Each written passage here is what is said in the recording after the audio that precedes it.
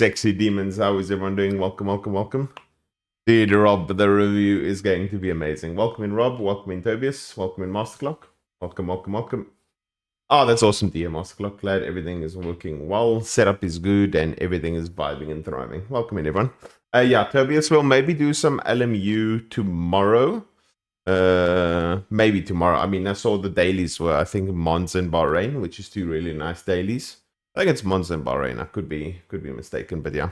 So I think tomorrow will maybe be an LMU day. I don't know. But today we got some juicy races for you at the very, very spicy Imola as well as Suzuka. Suzuka, not really my forte, not really as much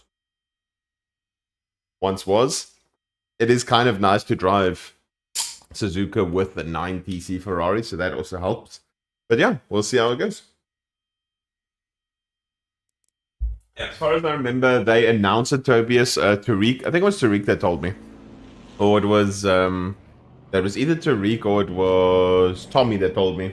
On Sunday evenings, I think on Sunday evenings they announce on the LMU Discord what the dailies are going to be for the next week. Yeah, you can use that as a reference. How often are they going to be updated? Masterclock, we update the setups every single week. So every single week, with that, that's sometimes annoying, I suppose, that people find that 2, 3 a.m., sometimes late at night, WhatsApp, I mean, not WhatsApp, but message of where I updated. That happens every single Monday. Obviously, last night I went to bed quite late after, and I was feeling really dead. So yeah, I still need to update those ones, and yeah. So directly after stream, I will be updating those. Obviously, I didn't have a chance really last night to do it after how late we ran the Monza lobby with Castorino, and then I was also feeling a bit tired. But I'm trying to do a little bit more fitness to try and keep a little bit more active and healthy. So that's kind of my per se 2025 New Year's resolution, to try and be a bit more active and be a bit healthier, maybe lose a little bit of weight. So yeah. Let's see. Otherwise, we're gonna hope for some really good Imola and Suzuka lobbies today, and then see what happens. Yeah, I could imagine. I saw, especially with the lap down. Yeah, I did see. Yo, Rerun, it's going very well, thank you. How are you doing? Hope all is Gucci your side. Okay. Get ready quickly. Load. Wally, 30 degrees. Ugh. We're kind of already starting with a very hot lobby, so let's go down like 7 clicks or so. That should probably be fine. Yeah, 7 clicks should work. I don't know about the race though. The race might be a little bit more complicated in terms of actually trying to get the ducks in order. But yeah, luckily this morning my accdrive update went smoothly. Last night, for those of you that tuned into last night with the Duo Cup race with Castorino, that was literally just content fest. It was just so funny, everything that happened. I had lots of internet complications, so I had to join the LFM servers through the ACC connector app. Obviously that app works quite nicely, so that was good. I was able to connect, everything seemingly worked out quite fine. The only problem was I, for some reason, could not, under any circumstance, get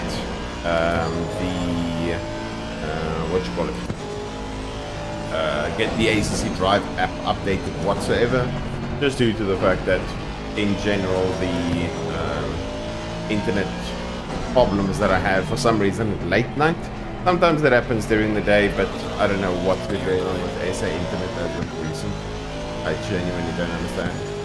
And yeah, for those of you who have seen us already, look at this juicy t-shirt I got from Boris. Hey, very, very nice. How you doing, Kenny? Morning. So we ordered a LFM shirt. For some reason, there was lots of complications. I don't know. There was lots of complications in terms of ordering it. I don't know if it's just a South African thing. But yeah, t-shirt finally arrived. Fits nicely. Very, very happy with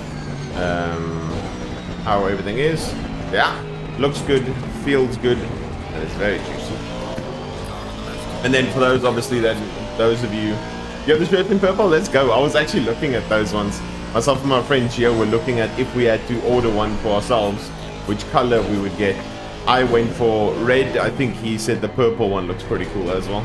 So yeah, very, very good choice. I like the fact that you can choose so many different array of colors. That's really cool. Let's go, Kenny. Yeah, it looks very nice. When I was out yesterday, so my younger sister was at the door and said, "Hey, there's someone here with a package for you." And I was like, "What do you mean? What package?" And I said, "I don't know. Is this Ferrari going to..." Oh, thank you. I was very hesitant about what that Ferrari was doing. Then I was like, "What package?" There's no package arriving for me. And then she's like, "I don't know, but you have to pay this much." And I was like, "I don't know. Is there money there?" And she's like, "Okay, there's money in your room." Cool. She paid for it. All Gucci. Then I get home and I see, my shirt arrived. And then Boris so kindly threw in an extra mug, just because of the complications. Because I think we started the whole ordering process because I obviously told him for some reason, I don't know why. I don't know if it's just country restrictions, but sometimes I have issues where I can't pay with my PayPal. Like on certain sites, it just doesn't allow me to actually do it. That, and then in some cases, like with, I think the company's called Get Shirts. I think that's the company they are doing it through, which is really, really cool. So with Get Shirts, I don't think they ship to South Africa. So I told Boris, I was like, shit, that's a bit of a problem. And he said, "Don't worry, I'll sort you out." And I was like, "Cool, awesome." So then, yeah, Boris was the one that got it from Get Shirts, or obviously just got one in the right size and everything. And then from there, he shipped it to me. Yeah, there's a few complications, but overall, really, really happy. Everything really good. Dude, is Pole a 40.2 in 30 degrees? Dude, people are flying. What? Obviously, we were chatting throughout that whole lap, but people are zooming at it at Imola. What's going on here?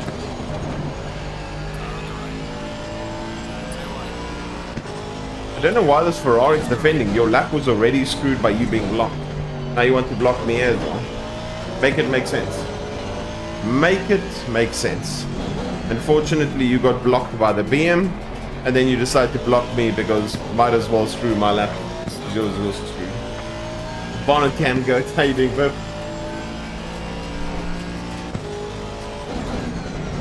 Now that time in first is absolutely insane. I'm glad you're doing well. I'm very good, thank you. You're looking very red today. Yeah, boy. My favorite color. Goated. I've been out of the loop. Our setup's really different from 1.9.7 to now. Not that much. Not that much different, but there are some that have changed a decent bit. How you doing, Ren? Welcome in. The ball is good with you. Yeah, there's some that have changed quite a bit because of updates to cars and various things. It's a lot of the time sort of the same relative philosophy, but yeah. Oh shit, that was terrible. Okay, so we need 1.2 seconds. Holy shit. That is a crap ton of time. I don't think we're going to find that. This BM already looks like he backed off. So hopefully we don't get screwed by him.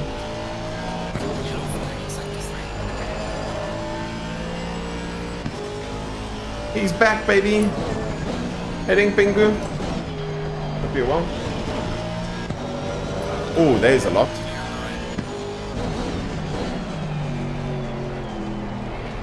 So we're trying to understand where to find the time again. Heading Pingu. Long time no see you.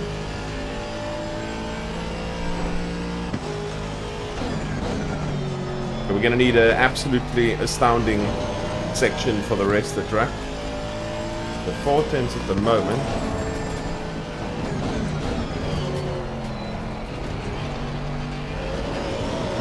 Morning, Albert. I'll answer your question now, Kenny. Yeah, we're very excited about AC Evo. Very, very, very excited.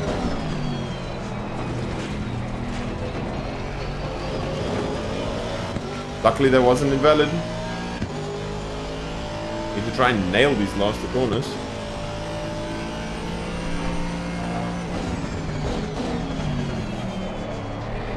That was bad. Actually very bad, in fact. That wasn't great either. We'll take the provisional P2. Damn, Richel's... Is it Jan Richel? Dude, his lap is phenomenal. That is a really, really, really good lap. Oh, damn, I just realized I had more fuel.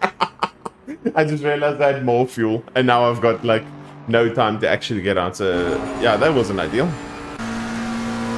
The man, the myth, the Procos is back. He's been summoned again. How you doing, Vanna? Welcome. I'm ordering a new PC just for AC Evo. Damn. I mean, the game looks good, and it looks like it will require some decent PC specs, so it makes sense. But can I use my setups for a base? Yes, you can you? Have you tried? I've tried VR, but not on my own system, if that makes sense. So, I have driven VR on ACC, I've driven VR on AC. I don't think I've driven VR on... Oh, I've driven and used VR on AC, ACC, and Project Cars 2. I did a Project Cars 2 championships that was specifically in VR, and then I drove for fun on ACC, and I drove for fun on AC. The AC experience was kind of just doing a Ferrari GT2 lap around Nordschleife. ACC was me driving in the wet using a Porsche at nighttime, and then the Project Cars 2 was a just a VR championship I did quite a long while ago. So I've tried it, enjoyed it, really, really had fun. I don't think that I would use it ever competitively unless it was required by a competition or something. But yeah, it's very, very fun and definitely worth the money. Hopefully don't have to sell my rig to buy a new PC. I hope so too. Werner, just info for you. I have spoken to Bertus. And yeah, there's a strong chance we should be getting paid this week, Werner. That's good. Last time on LFM was the end of November. Damn. That's quite a while ago. I need your help. I saw a movie where they used the word sociopath. Don't you mean sociopath? I think the word that you typed is wrong from what you searched. So type in sociopath, and then yeah, you can get the full depth there. Waiting for the 50 series reviews and all the other parts on wishlist. Oh damn, that's gonna be a bit hectic. I don't know. So far from what I've seen from the 50 series, it's not that much better than the 40 series. I've seen that it's what was it? In terms of, what's the word? Not the generated frames or whatever with DLSS. Native, there we go. In terms of native, I think the 5090 was 8%. I think it was 8%? 8% or 12% better in terms of native than the 4090. So it doesn't seem like it's all that much better for that much price. But obviously it's new tech. Trying to keep up with tech is never a good thing, so yeah. So for me, I've got a 4080, genuinely, without bullshitting you. Obviously, tech is going to keep getting better and better and better. The next time I think genuinely I'm going to be looking at changing my 4080 is probably for the 70 or the 80 series. I don't plan to change my GPU in the next at least 4 to 5 years. Yeah. Guess which track? Imola. Since we're on Imola right now.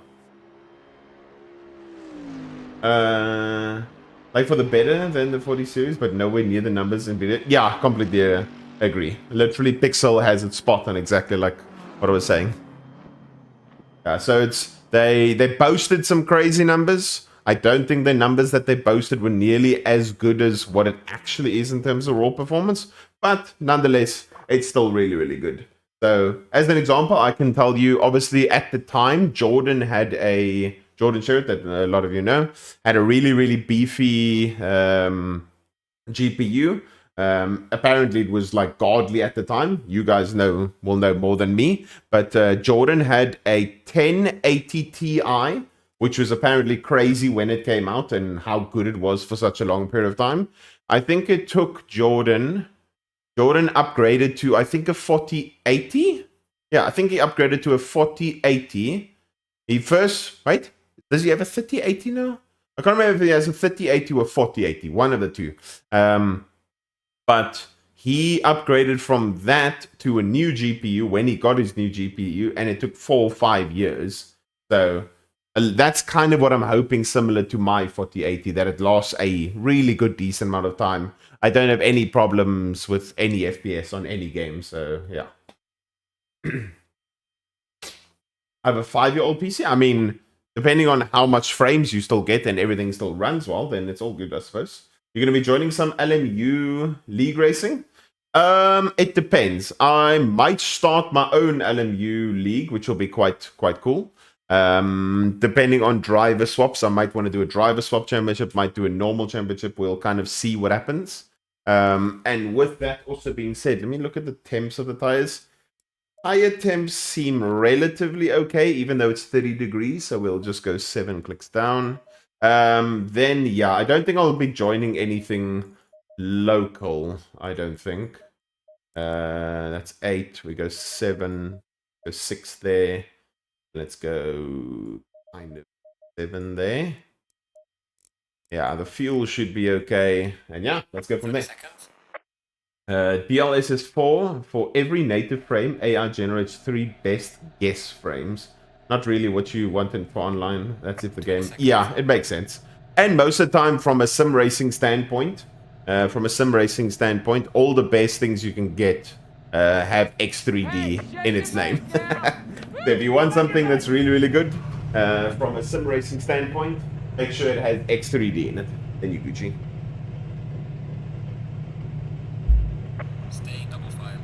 I've won a dishwasher? Yeah, boy. You better be serious about the dishwasher. I want it. We want that dishwasher, boy. Okay, so it's Rochelle, P1, Progos, myself, then P4, I can't, Bruto, and the Bentley. The Bentley's probably going to jump me off the line. And yeah, we're going to have to try and maintain P3 through Sector 1. But amazing, amazing pole by Rochelle. Absolute beast. Thank you so much for the follow. Appreciate it. Welcome in. Wonder how long until driver swaps will be implemented. A lot of us are waiting. I saw that they're doing some testing stuff. I mean, there's some tests and whatnot happening. I think it's a single player or events or whatever. But yeah, I don't think it's that far away. And I think driver swapping is the first time that the game will be technically, inverted commas, esports, really. Yeah, I completely agree, Geek. It depends on how much you want to eke out the performance. Oh shit. I've really bottled the start. I've really bottled it. Bentley's probably ahead of me, yep. Bye-bye, Bentley.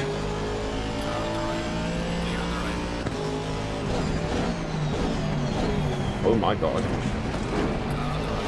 Oh, sorry, BM. It's always the awkward scenario. When you get forced to the curb, you have nowhere to go, and you're literally just a passenger. Who's the BM behind me? Oh, it was Engel. Ah, shit, sorry. That's my fault. I completely screwed up the lineup for the start. Then the Bentley got ahead of me. Didn't really defend it until the very last moment. Kind of got squeezed in very tight. And then I was just stuck in a completely straight line. Yeah, not ideal. Let's see if now we can keep up with the top 4. I think Jan Richel's actually gained a shitload of pace. Like an amazing amount. I think Jan Richel, as far as I remember, is still a very, very young kid. Driving like an absolute beast, so... Any teams looking for a very, very fast driver? Jan Richel's your boy. I'm sure he's probably already in a team, but I'm just saying it for saying it. Okay, let's see if we can keep up with the Bentley. I think there's maybe top 2 at best up for grabs. That's at best, with people making mistakes and straight line speed involved and all the other stuff. But in general, I think at absolute best we can get top 2, not V1.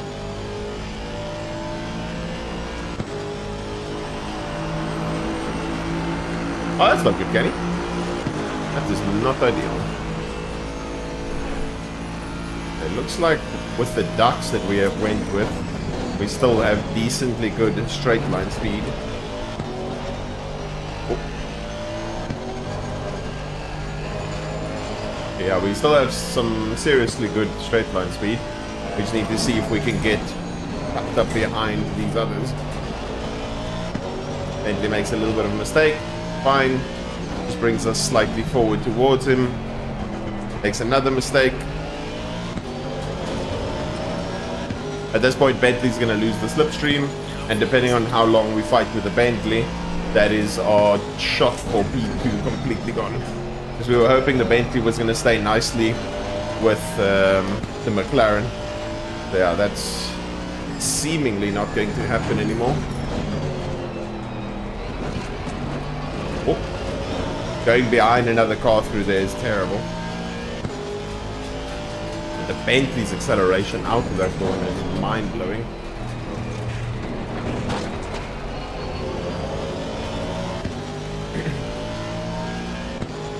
Need a plastic thingy for it? Yeah. Sometimes just having like a little extra elastomer here or there or something can definitely help quite a bit.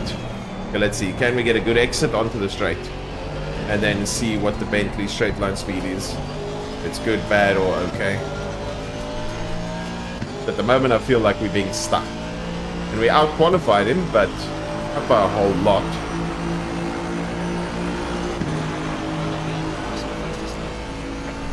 So we're gaining.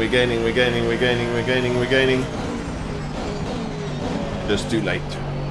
There's not enough runway. We're gonna need a monster exit out of the last corner. Or something, I don't know. I've been seeing a lot of people do very, very well with the BM here. There's something I don't know. I mean, Engel always drives the BM, so that's him. But in some of the Twitch streams I saw yesterday, a lot of people were in the BM. Is there something I don't know about the BM? Is the BM the new go-to? Oh. Actually not really gaining any forward momentum here at all. Bentley is making so many mistakes, but he has such crazy acceleration out the exits that it doesn't really matter.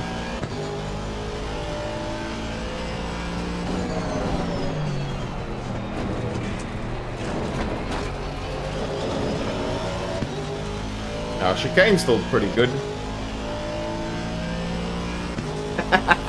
Imagine, right? That could be. See what I mean about the Bentley?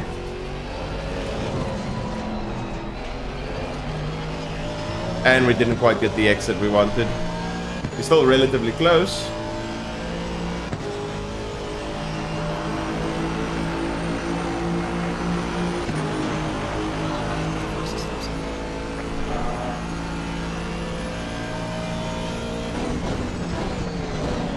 No, we just can't get close enough to the Bentley. I say that and we might have a chance here.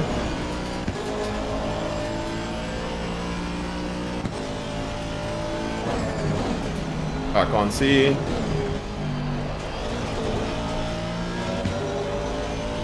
It's a bit of a awkward, sticky situation.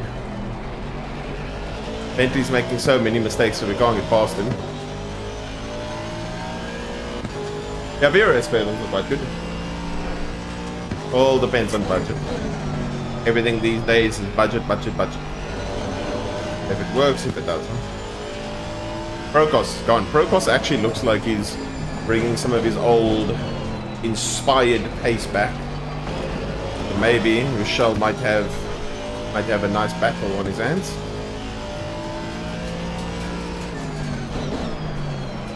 Oh.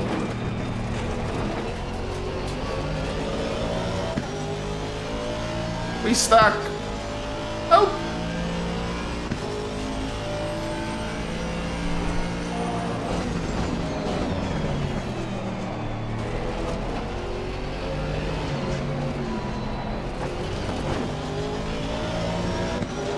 I said I think the closest we've gotten.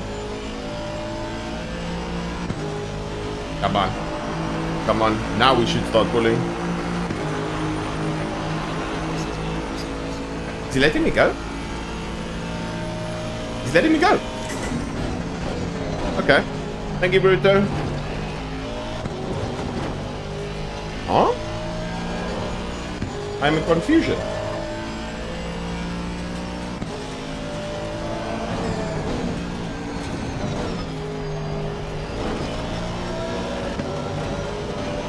Huh?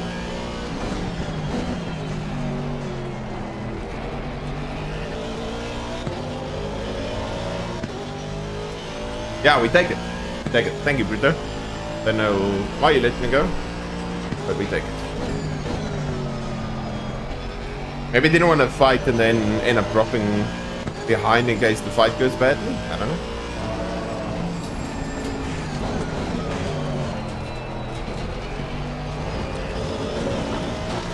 Oh. Warning. Turned in too late there. Not enough curve. Yeah, that could be true, Bingo. That could definitely be true. At the moment, with the mistakes I made on this lap, we're not really towing him to anything.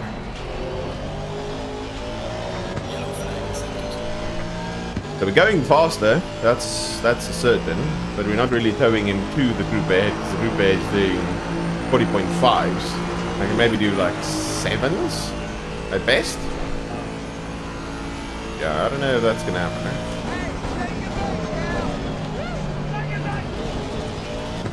Oh, that's a lot of curve. That's a lot of curve.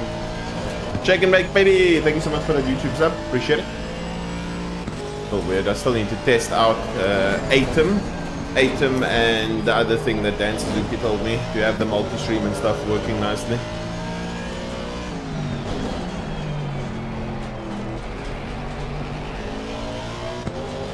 Ooh, that was very nice to do there. We're actually on 4-7 already. Maybe it just took us a little bit longer to find the base.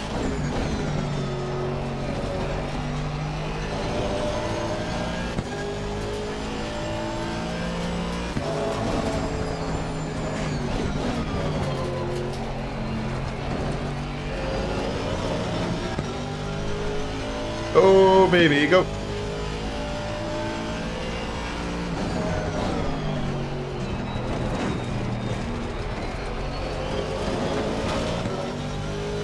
Hey, hey! We found all the base. We're not getting purple though.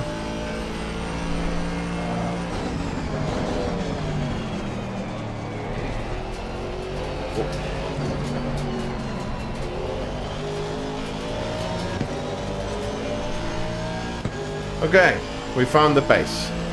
Just took a bit too long. 40.6, 40.6. 40.7, so we're still lacking a tenth and a bit. But yeah, we relatively found it, it just took very long.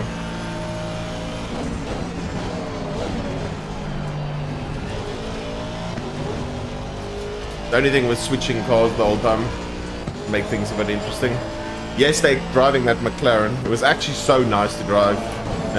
Ascari was the only thing that was a bit frustrating and questionable.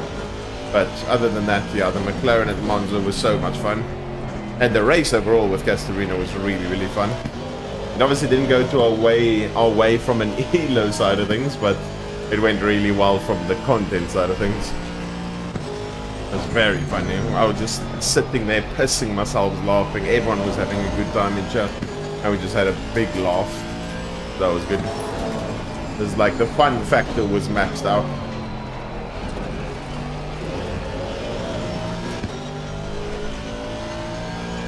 Like how it drives, but I'm Lambo for life. Nice. Yeah, I mean, I technically drive a lot more other cars, but I don't end up testing too much too often. Oh, Procross is getting closer to Rochelle. If that can happen and they can slow each other down with a little bit of fighting, might have a chance. We just need to stay consistent as possible. This lap hasn't really done it for us. Better. But yeah. I think in terms of raw driving, I like how the Ferrari feels. I just wish a lot of the times it had better straight line speed and was a better race car from a straight line perspective. How you doing, Samuel? Welcome in. Good morning.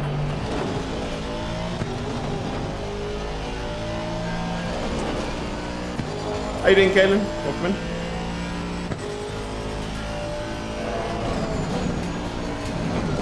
We're driving your baby.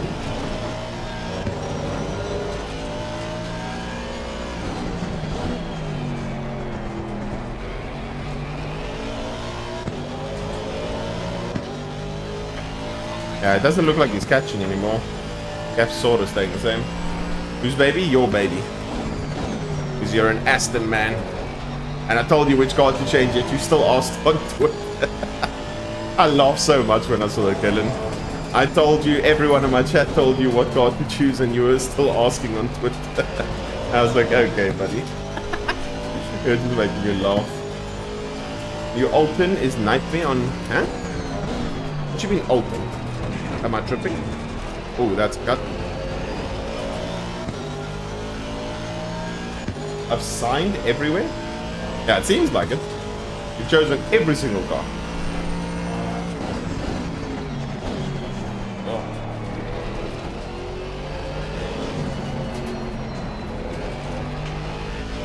Now this lap we actually caught Procos and Rochelle went away from elsewhere. Oh, elsewhere. Sorry, I thought you said everywhere. You? Oh, Outlook. I thought you said Alton. I was like, huh? I read that very quickly, Alba. I read it a bit too fast. I was like, the new Alton UI. I was like, that doesn't make any sense. Oh, Procos, big moment. Oh. Go. I didn't check then. What's on the menu tonight? I think on the menu is this and another 2 Imola races with also 2 Suzuka races. So in total 5 races for today, including the current one. Yeah, could be juicy. And then also a little bit of a review from last night's Duo Cup with Gastorina. Yeah, gonna look quite juicy.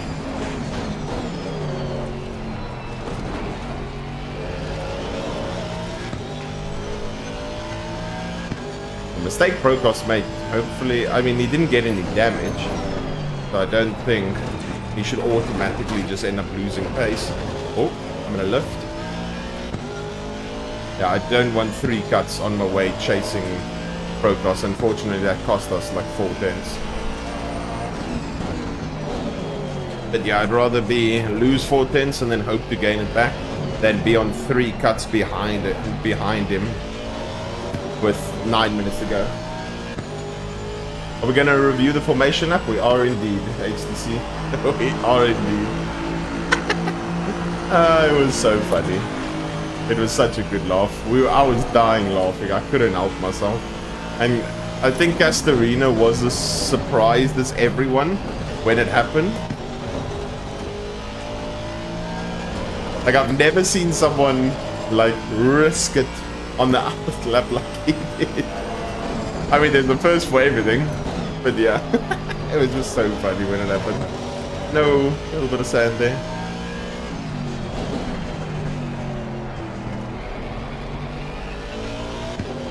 I think if we absolutely nailed the lap, we could get fastest lap because our optimal is a 6:07, the fastest is a 5:7. So yeah, I think we could have done a 40.5 in this race. Temps have dropped now it's only 29 degrees. So the pace is still quite good, but yeah. I don't know if we're going to catch our man Procos here. First reaction, but why though? It's because the problem was in quali he didn't do any Ascari full sense. As you know, with the McLaren, it is pretty much with the Mercedes the best car through Ascari. So you can get away with cutting a lot and not really have a single problem. but if you don't cut it a lot and you're kind of in the middle, you get yeeted. If you either take a little or you take too much. There's no just taking the curb. You either full send it or you undersend it. It's one of the two. If you go in the middle, you get yeeted. That's just how it is. And unfortunately, when he sent it, he thought he cut more than what he did, but he didn't. Unfortunately, he was directly in the middle of the corner, and then from there, the car literally bottomed out and said, bye-bye, peace out. And then I just started bursting into laughter. Yeah, he wanted to take the meme line through the left part on the out lap to get used to it so that he can do it in the race. But then when he tried to do it on the out lap to get prepped for it, because he wasn't doing it in quali, because quali was close, then from there it was like, okay, cool, it's over. It literally, then he had 23 seconds of damage completely off the rip. And yeah, wasn't it, you meant to cut Ascari exit a lot, only in the McLaren. In the Aston, you can't do it at all. It depends per car. Most cars, you're just placing the left-hand side of the tire on the curb, and that's about it. Most cars. Some cars, like the McLaren and the Mercedes, can go all the way to the grass and completely abuse it. Then in other cases, some cars can slightly take it, and then in certain scenarios like the Aston, you're pretty much trying to avoid it. The Aston and the Honda are some of the worst cars over Ascari curb. So yeah, you need to kind of drive sort of around it. Their Procos is the fastest lap, like I said, we didn't have a shot at catching him anyway. But yeah, each and every single car is different through Ascari. So you could actually probably like make a graph or something of how much each car could cut it, or like just a general picture collage and show how much each car can actually get away with taking the curb. Sometimes you have a bit of awkward scenarios where you cut it and it doesn't really end up giving you what you want through it. Why was I in some point there? But yeah.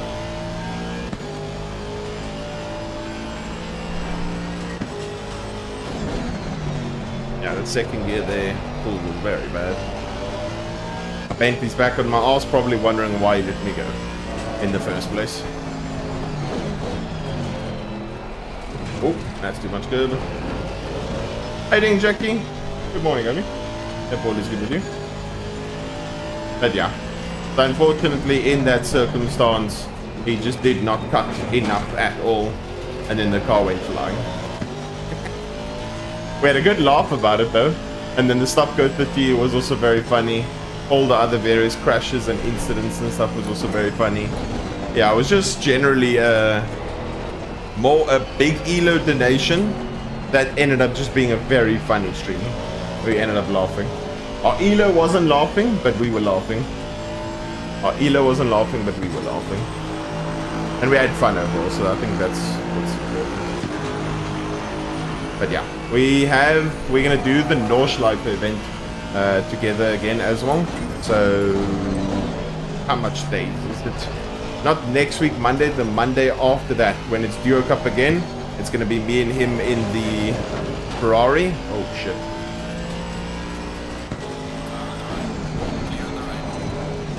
Me and him in the Ferrari on Lords. That should be very interesting. There's gonna probably be a lowish wing Ferrari, and then try and send it as hard as possible. He obviously recently won the Moser Grand Finale in the Ferrari, so yeah, he'll probably opt for his setup, which I'll be like, okay, cool, Gucci. They just need to get used to the aggressive setup. Yeah, I think it'll be fun. It'll be fun. We plan to do the whole Duo Cup series together, and we were saying like, yeah, we should win Duo Cup. Like in terms of series standings, I don't think there's any drop rounds at all for Duo Cup, so I don't think it is possible anymore to win it. I mean, if we win the next couple, then it will work out. But yeah, I agree. I think I have more pace than him, but I'm just making some mistakes right now while chatting to you guys. Making more mistakes than I'd like to be making. Because we did pull 1.1 on him, and then we started letting the mistakes just flood in. Same thing with Procos. If he didn't make that lap 1 mistake, I think he would have full on caught him. Not lap 1 mistake, just the sector 1 mistake per se. Oh. Okay, we'll take this last like 1 or 2 laps as a challenge. We'll take it as a challenge to try and see if we can actually pull away from Ruto. Okay, so far we've pulled 110. We take that as an accomplishment. 110th, baby! Are we gonna get smoked by the exit? Oh, it stays 2 tenths, that's good.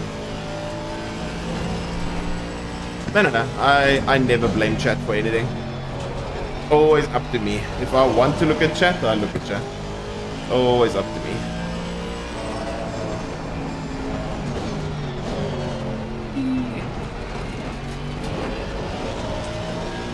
Okay, he's quick through there.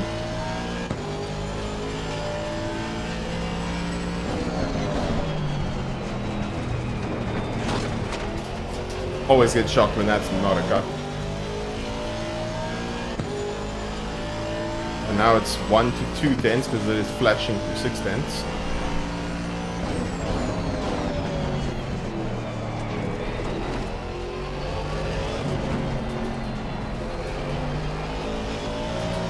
There we go. Andy, thank you so much for the raid, Emmy. Welcome in. How you doing, Rainery? It does take time away, but it's all good. It's all for good cause. How you doing, Rainery? And thank you so much for the raid, Andy. How was your stream? Did you do some ACC races? I see you have been dabbling in quite a bit of iRacing. Trying to get some rating back in iRacing was the last one I saw. I think it was at Daytona or something of that sort. Thank you so much for the raid again. Really appreciate it. Hope you've been keeping well and enjoying the iRacing grind.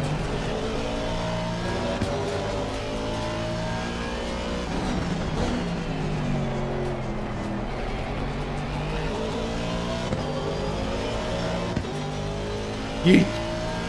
Okay, so we built up 3 tenths, 3 almost 4 tenths. So we took him closing the gap personally.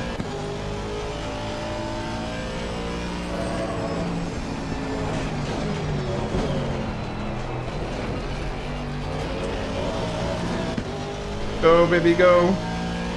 He's probably thinking now, why are you only going fast now? What he's doing.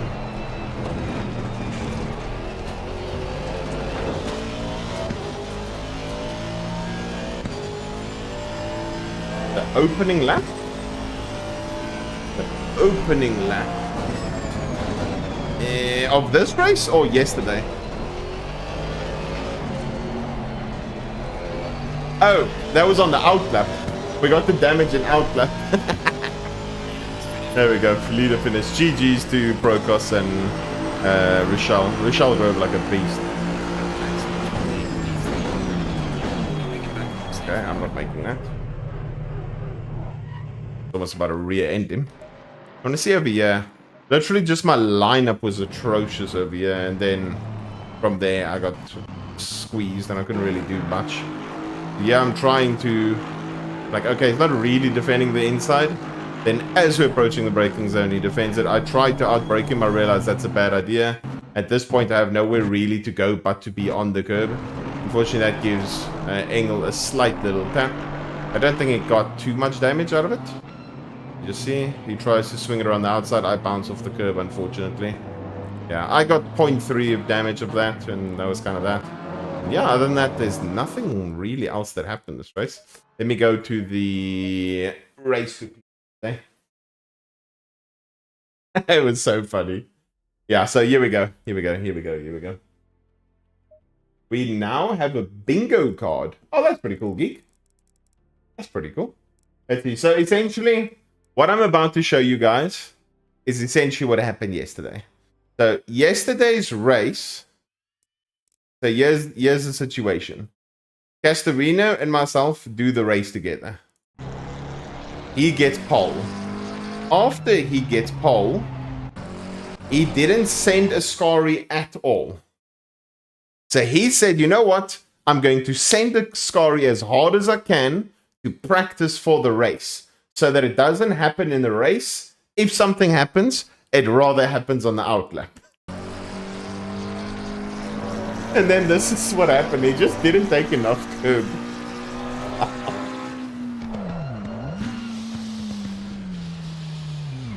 Oh my god. Then at this point, I don't know if the replay will show it. At this point, his front's completely bouncing. And he has 23 seconds of damage. 23 seconds of damage. Then at that point, there was some hard fighting between P1, P2, P3. Unfortunately, when all the fighting happens, that's when his PC decided, you know what? I'm going to start lagging now. And his PC started having lots of very bad moments where he was literally lagging completely through a lot of the corners. This fight was very, very bad for us because over here, this slowed everyone down, and then the BM behind caught. Then we had no straight line speed. He gets forced off there. I tell him to give the Ferrari back the position. Unfortunately, then, because we have no straight line speed, we can't really compete. The BMW gets passed. After the BMW gets passed, the Lambo eventually gets passed. After the Lambo gets passed, then over here somewhere, the Ford gets passed. And then right over here, he has a little bit of a lag. A PC lag. So watch this, guys. He cuts through here. That's exactly what he experienced. So what you just saw is what he experienced. He had it again through Lesmo 2, but he said luckily through muscle memory, he kind of just followed through and everything worked out. But yeah, this is essentially what he dealt with. So imagine you driving over here. All of a sudden you teleport and you're like, huh? You had to cut that corner. Everything's all Gucci. Everything then goes pretty well from here. We're kind of stuck in P10, not really do anything. Then at this point, he says he's going to undercut. If these two go into the pits, then he'll stay out. If not, he'll come back in because his PC's lagging. Then over here, unfortunately, outbreaks himself a little bit too much. We get a stop go 30. I serve the stop go 30, but we actually come out in P9, relatively where I thought we were going to come out. Then looking at the pace that I have later in the race, with 27 seconds of damage, we constantly do like low 47s, which actually would have placed us in around P6 to P8 pace with all the fuel. So yeah, if it wasn't for the stop go, then I think we could have still finished P6 to P8, in which case we would have lost anywhere from like 5 to 20 elo, which wouldn't have been too bad. But unfortunately over here, we just tried to make up some positions. Try to catch up as best as possible. And over here, this is where the spice happens. The BMW has a bit of a moment. Ferrari starts to catch him, outbrakes him. We set up for the exit. Get hard onto the accelerator, have to lift off to not let the BM get yeeted. And over here, this is where me and the Ferrari have a really good fight.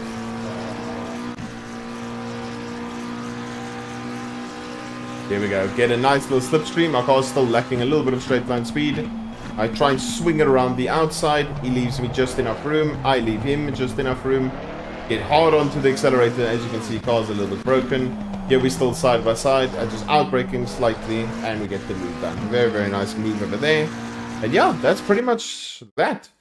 Any other drama I didn't really see besides towards the end. I did see that, unfortunately, P1 got completely punted on the second last lap, I think it was. So yeah, let's see. Yeah, so right over here, Ferrari gets a nice little juicy slipstream. Then from there, as he's getting into the braking zone, hard on the brake, he has a little bit of a look. He carries more speed into the corner. Unfortunately, just ruins the Aston. The Aston has to do a full-on 360 and then try and regain. And that's pretty much that. Aston gets YOLO'd. Ah, it's all good. It was good fun. How you doing, Muppet? Welcome in. I bet 25 to 30 euros for pre-release and 60 on release. Wait, so technically we're having early access. So don't know if it's going to be the full price of the game. I think it will be... Wait, let me think. early access. So once we buy it, I think it's going to be full price on release one time.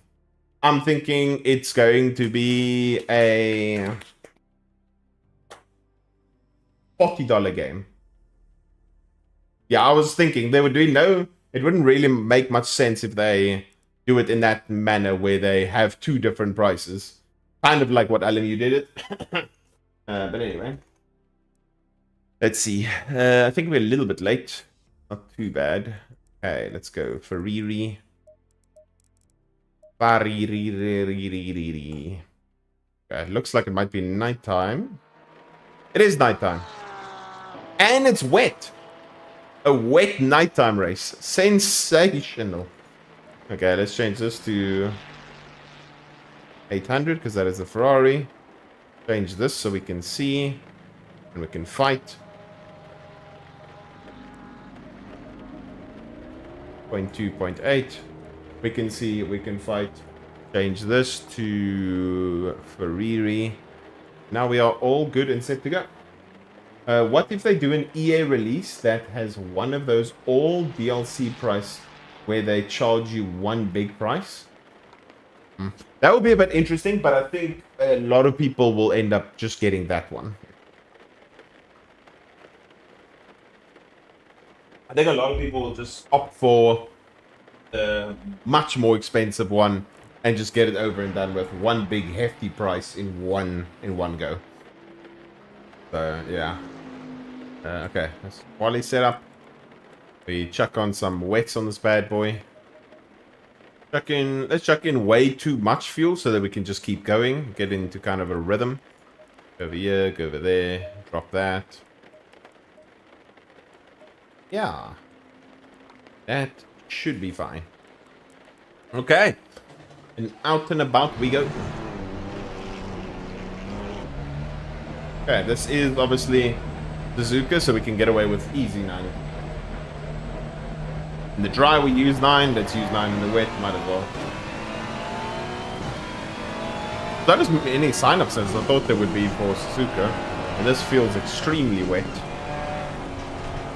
I think my pressures will be completely atrocious, but I kind of see after the first lap or so. Yeah, I don't think my pressures are any good. I'm hoping the race stays like this as well and make things interesting.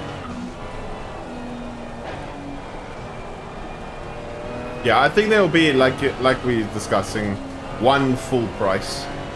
Just from the get-go. Here's your $60 game or $50 game or whatever it may be. Yeah, it's a little bit cold, so I think I've actually screwed these pressures quite a bit, I think. Although this track takes a while to actually get to some PSI. So we'll see, yeah. We somehow nailed that braking lock absolutely perfectly without purposefully trying to do it. Yeah, it's not way to the point that you can lose the rear end there. Yeah, I'm expecting $60 max, in my opinion. I know normally South African prices are a lot cheaper, but yeah, I'm relatively expecting a $60 game. Crossfire, thank you so much for the follow. Appreciate it, welcome. Jake and Bake Baby and Matt V, thank you so much for the follow as well. Thank you, Crossfire and Matt V. Okay, that is not ideal.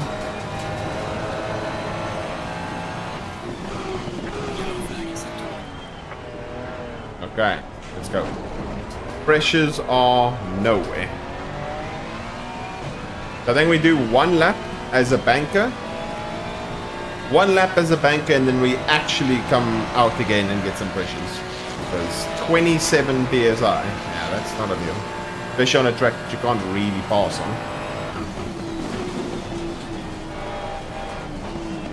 Luckily, we sort of had an idea of where to brake there.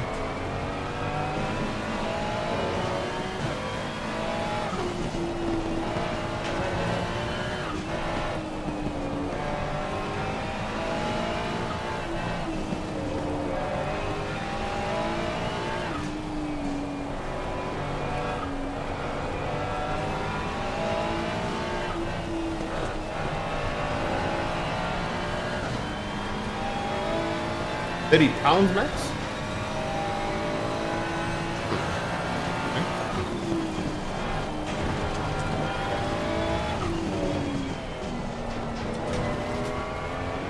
Let's drop that DC. Go 4 out the open.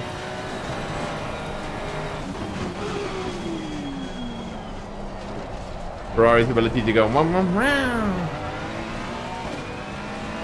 Pump the DC again.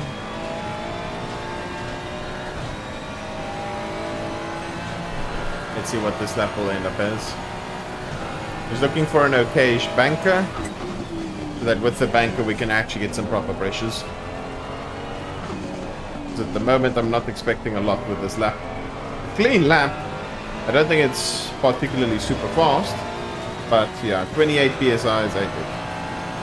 Track will get dry and drier more than likely. So we'll see what happens.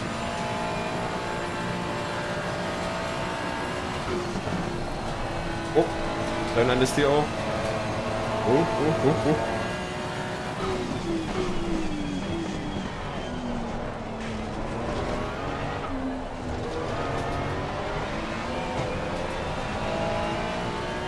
4 TC was like that.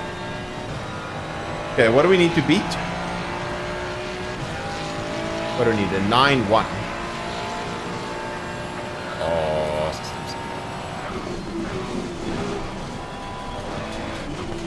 Okay. Provisional pole with 28 PSI. Woohoo! I suppose we stay out and all we can do is try and improve it. Actually, no. Go get some better PSIs. I am very shocked by that. Okay, so let's go a full 1 PSI up. 1 PSI up there. Let's go actually 1, 2, 3, 4, 5. Let's go another full PSI up there. And another one and a bit there. We drop the fuel since we can't do how many laps left. Then we YOLO again. This might have been the good or the bad idea. I don't know. Could you ask the question again? Someone asked noob question, and then a full sentence. I didn't even get to see it in time.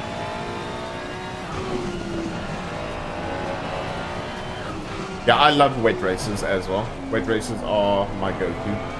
Absolutely love them.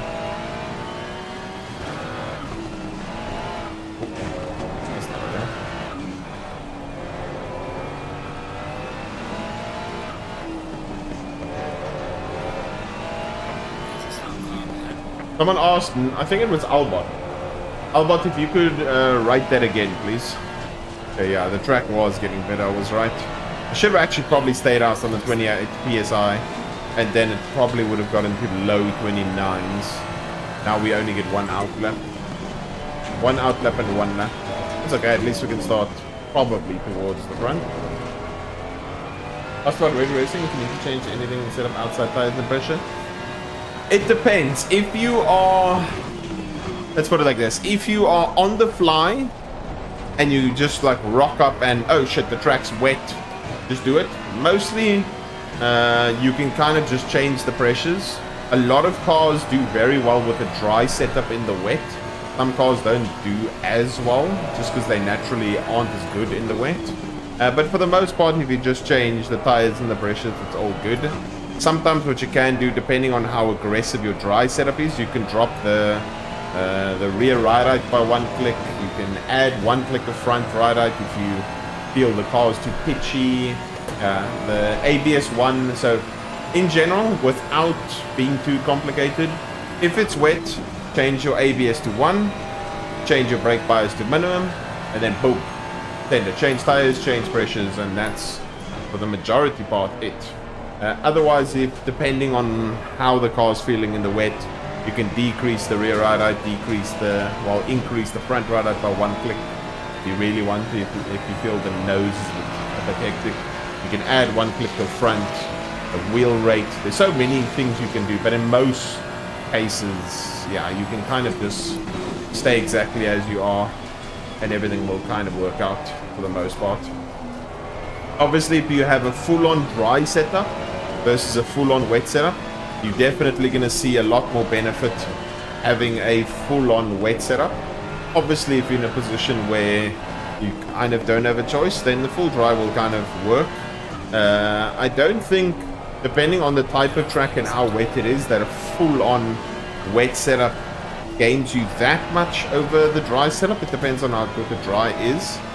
But yeah, in most cases you can get away with quite a lot with just a full-on dry setup and nothing really other than that. The track is so much dry at the moment.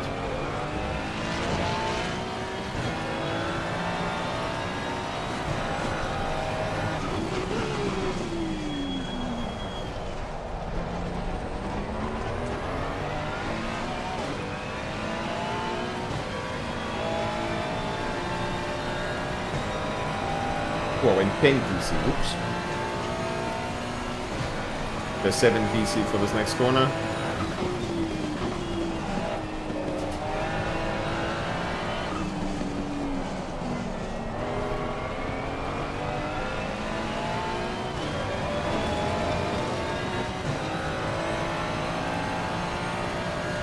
Gaining a lot here. Let's go 4 again.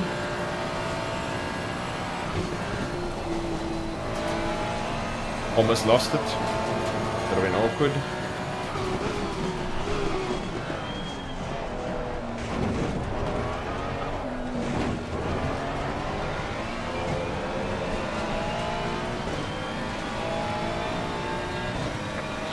Again on the exit again. And looks like we're just gonna take it. I lost quite a bit at in the last sector, so Porco's probably going to end up beating it again. Where is he? Oh my god, he's a shitload up. Yeah, we lost quite a bit in the last little bit of the lap. But yeah, we weren't gonna do this. Not a chance. Not a chance. Our pressures were a little bit better. Our PSIs could have done a bit more with the ducks, but yeah, we were not getting this much. Not a chance. It looks like there's some big gaps. Porco quite a bit ahead in first, then myself, then a big gap to P3, P4, and the rest. Yeah. At the moment, we'll gain... Let's see. We gained 33 elo per second. That's actually not too shabby. Yeah, I think at this point... Oh, shit. It's going to be a wet race that becomes dry. So this is those scenarios where I told you guys that the...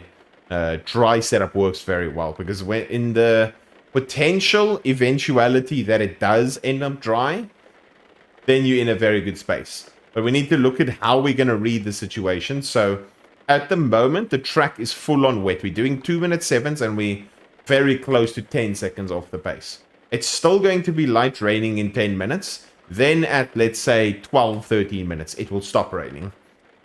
It's going to be dry. It's going to be completely inverted commas dry, probably from that point on. So you also need to consider that it's very cold, track is very cold, and it's nighttime. There's not really any sun going to benefit. So we're going to try and go as absolutely stupidly far into the stint as we possibly can go. So what we're going to do is... Those PSIs are 0569. 0569. So we're going to go... 0, 5, 6, and 9. I think that'll work. And then we go wet tires, use current pressures, and we'll probably go decently super far into the stint. Maybe we go, if we need 70 something liters, then we'll probably go 55. Let's go like 55-20. Go like 55-23 or something. Maybe 52-25. 7, yeah. That sort of works-ish. Yeah, that should be fine. 20 seconds. Drop that to 1. Minimum. Okay, that should be fine. I think. I hope. We see. 10 seconds. Okay, Gucci. Yo, so Jan. Oh yeah, you are Rochelle. GG's, I mean. You have gained a significant amount of pace. Your pace was really, really good in the last race. Good shit, Jan. Absolutely amazing. Esport cars with Yeah, I think for the most part, I think generally most people, when AC Evo arrives, everyone is just going to do all the license challenges as hard as they possibly can do. Everyone's going to literally full send the licenses, try and get gold licenses, because I saw something about licenses that I was like, okay, cool. But people are going to probably send the licenses as hard as they possibly can, play against AI, test a whole bunch of things, and then it's going to be like an online thing about who can get the fastest time in a specific license or certain scenario. I don't know if it's going to be sort of like Gran Turismo licenses in a sense. I wish so. That would be really, really cool. There can be very difficult licenses with AI, certain scenarios overtaking AI, etc., etc. But yeah, where's the Mini? Oh damn! I don't know. We'll see how it goes.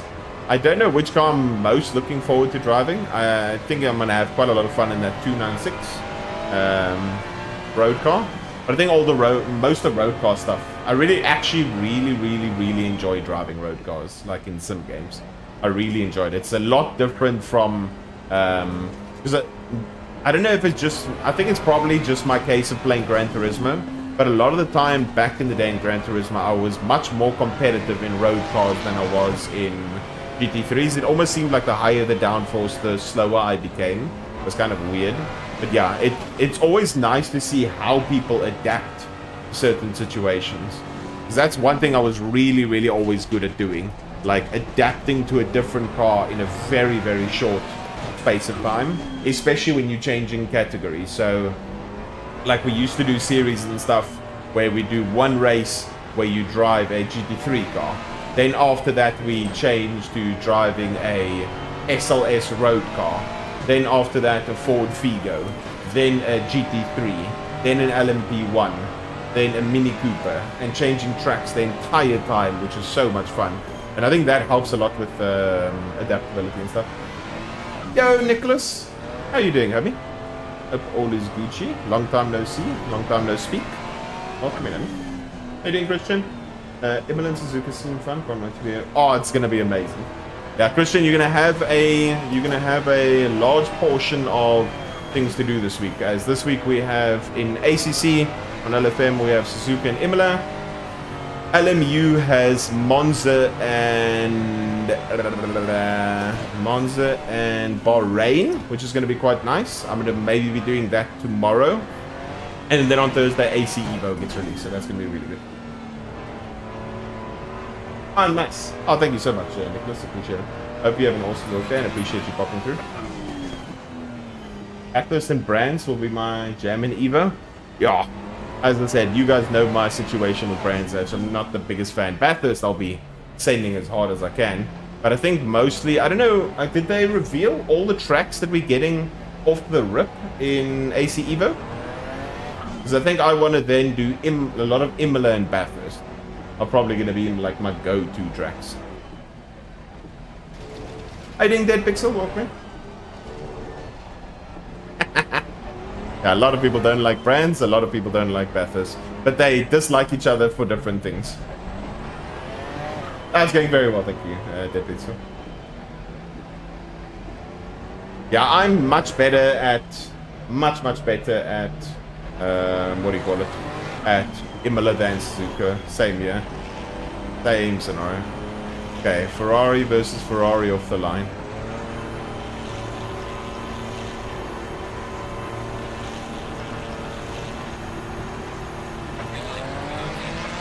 Had a better reaction time than him, and a better launch. Maybe a YOLO try on the outside. Okay, closed it off nicely. There was more grip there than I thought. Good defense from him. Initially wanted to go outside, try and make him oversend it, and then try and sweep on the inside, but there just wasn't enough grip at that point. Yeah, race should be interesting with a drying track. We'll see what happens. I have taken a lot of fuel at the start, so I'm more than likely expecting him, irrespective he was a bit faster, but I'm more than likely expecting him to pull away from me, and then we see how dry the track can actually get. I don't expect quite a lot considering the amount of water that is on the track, how little it's going to be raining soon, and then also the time of day and the temps. Also gonna have a quite big factor in that. Yeah, we see. I don't think it's gonna dry that much. I think at best, maybe we get to like greasy, maybe? Yeah, we see. Oh, I love Bathurst. Bathurst is arguably one of my, not just favorite tracks in ACC, but arguably one of my better tracks in terms of actual driving performance. I think my best tracks in terms of driving performance, in my opinion, is probably Donington, Bathurst, and Kailong, more than likely.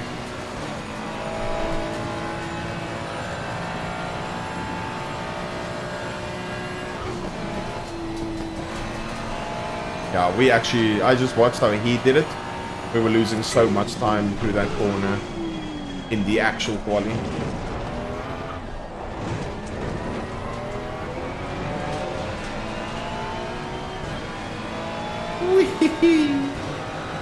Oh, Donington's amazing.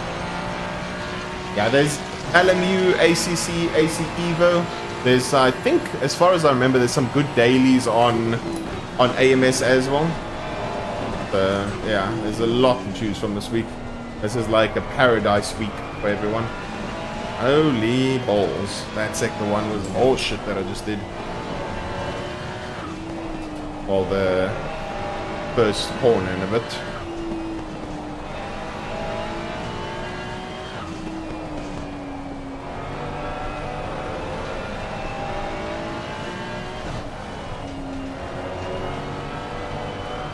We had a moment, and then I stayed with him through all the rest. So first 2 corners I lost 3/4 tenths, and then I stayed with him through all the rest of it. That's okay, surprisingly not a cut.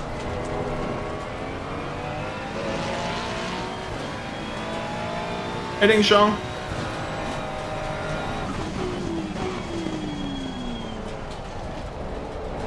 The ball is Gucci with you.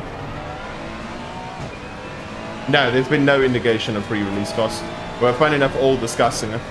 I'm expecting more I don't know, like $40-ish game, but a lot of people are saying they think it's going to be $60, and then some were discussing their thoughts on a possible purchase at pre-release and then purchase at full game cost. I think it's just going to be one time, but yeah.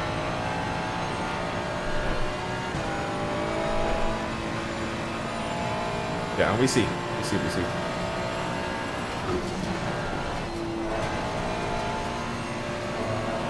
And I hope the game releases very early in the afternoon.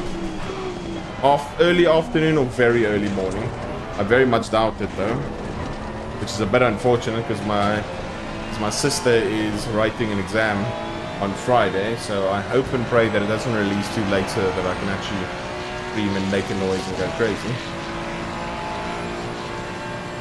Are we very off the pace at the moment?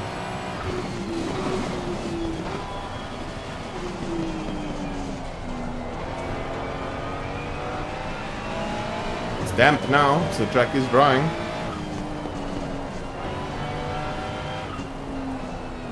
The PSIs are now starting to increase quite heavily.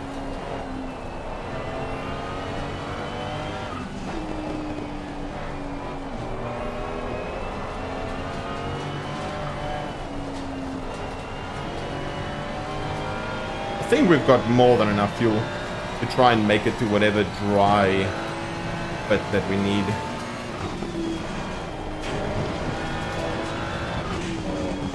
I think we're in a very good space here.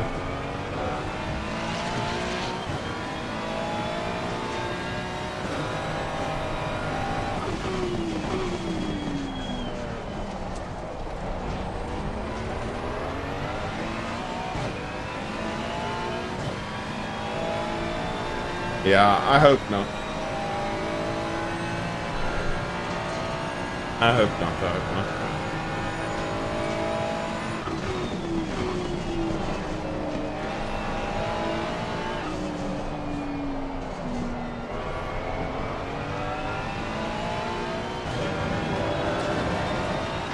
We'll see whose tires die first, me or Porco's. And then we see how far we can make it. It is damp now, as I said. I doubt it's going to like really properly dry up as quickly as a lot of people will be expecting. So yeah, we'll just kind of go with the flow, ensure that we can carry as much distance into our stint as we can, and go from there. Whose tires will go first? I suppose it's all about also how you adapt to what's happening. That time around we gained quite a bit on him, but he is making a lot more mistakes. Just that as well. Also driving with a lot more aggressive PC now. I think the 9 just was cutting too much for rain. 9 is perfectly fine in the dry, but 9 in the rain can be a bit hectic. Oh, that was me almost off the track. That would have been very highly awkward. This Bentley seems to be very fast behind us in sector 1.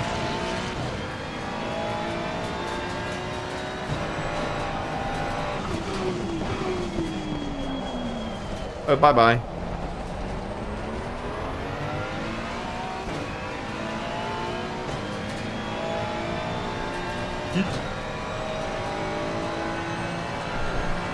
Yes, it's going to be a huge problem.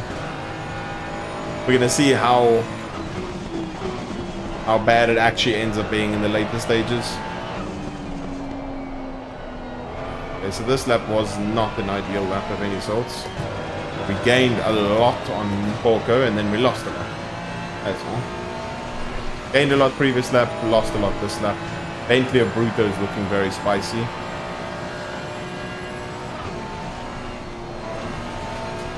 Oh, that was very well done.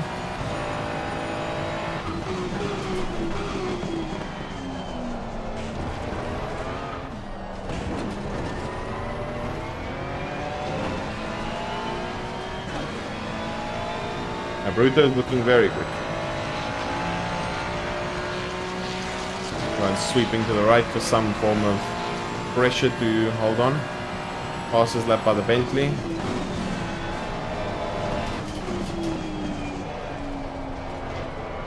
Heading out. Open.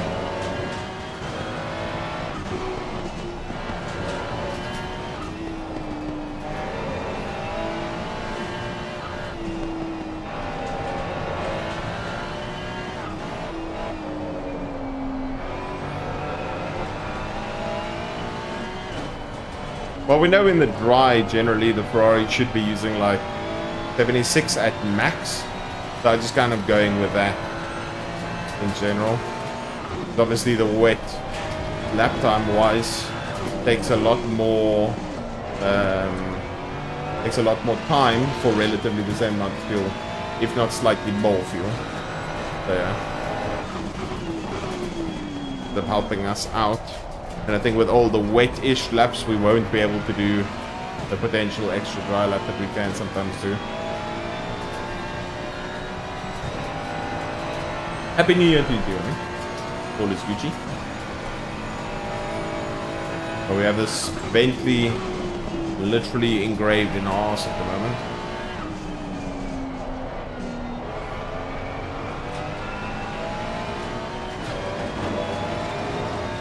Contemplating whether I should let him go or not. Still damp, it's still not greasy or even any chance of actually going dries now.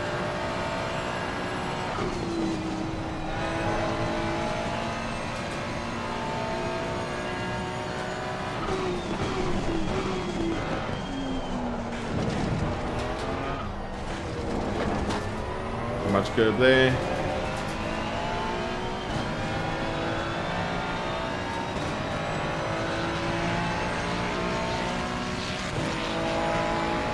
Armament area, yeah. Car on the right. Clear on the Let right. him go. Okay. Car on the left. Clear I on just the gave left. you the inside and you turned in. No, man. What he's doing? I gave you the inside and then he still, like, didn't brake enough. Then turned in. Not ideal. Or maybe it wasn't even a turn in. Maybe it was just he was understeering and I was like, okay.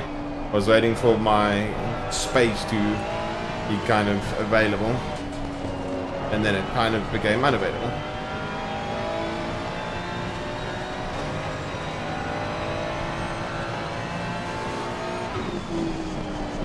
Oh. I wasn't too sure about how that was going to end up going.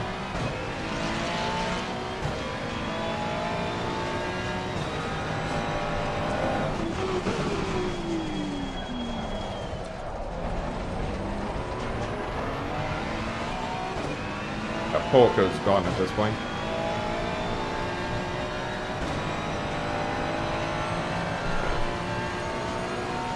We're just hoping that somehow, some way, we fueled enough to be able to actually do something in the later stages. Very much doubt it, but we see. Oh, big slide.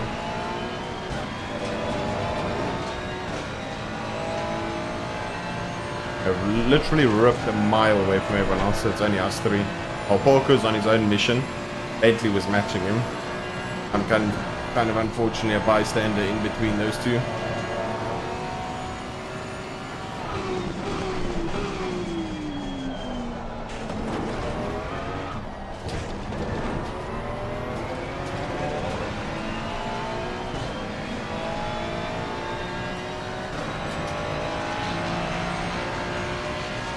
.57 is still flying.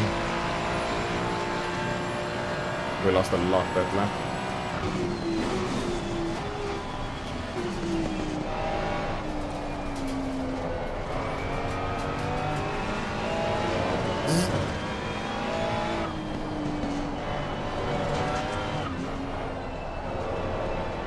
Slick tires optimum. That's normally a lie. Whenever you guys see slick tires optimum, don't fall for it. It's bait.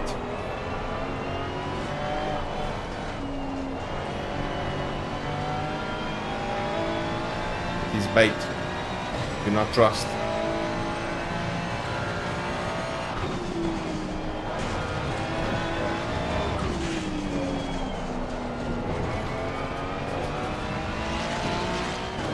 We're driving a bit better. There's still not enough. Me and the Bentley go wide, go wide, go wide. These weight tires are gonna fall off beyond belief. Aim isn't trustworthy. Yeah. The thing is, I know for a fact that there will be people that will trust that info and go, yeah, boy, it's time. And go, nope. That ain't it, my guy. That is not it. Yo, Shelby. It's going very well, thank you. How are you doing?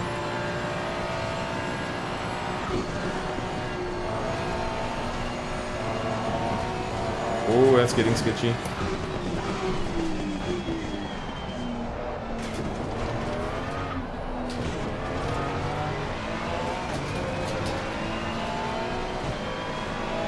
I don't know if he had a bad lap, but we definitely gained this lap on him.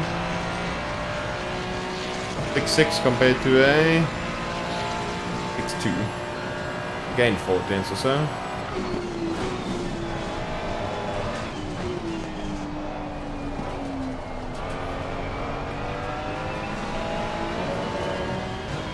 Now we're gonna hope we can hang on to our tires while the track tries its best to become slightly faster and faster and faster.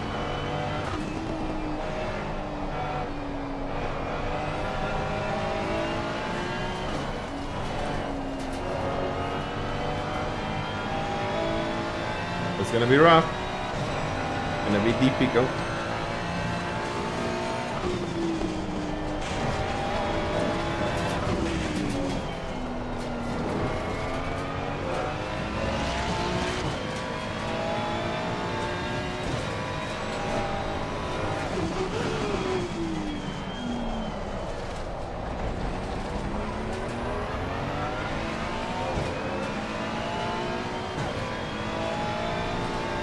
That engine going, just screaming is always crazy. Look at this Bentley straight line speed.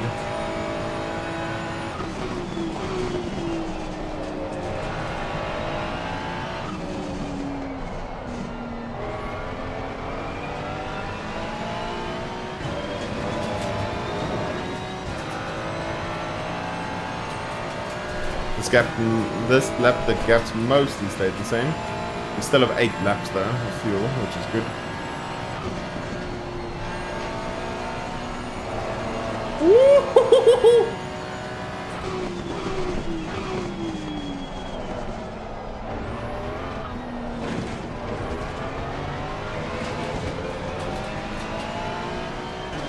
Bentley's going for that undercut. What's he gonna do? Is he gonna go immediate rise? He probably is. Let's see what happens.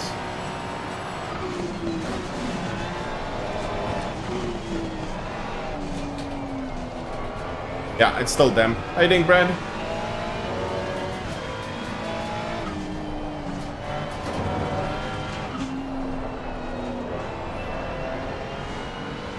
The thing is, he might gain massively from it, but he might also lose massively. So it's a dry tire that will have no temp at all versus a wet tire that's overheating.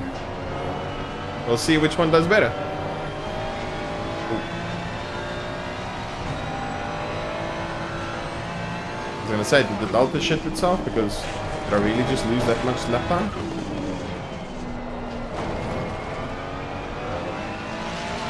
I actually did.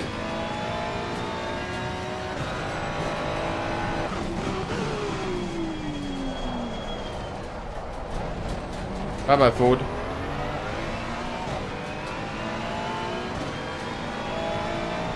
Thank you.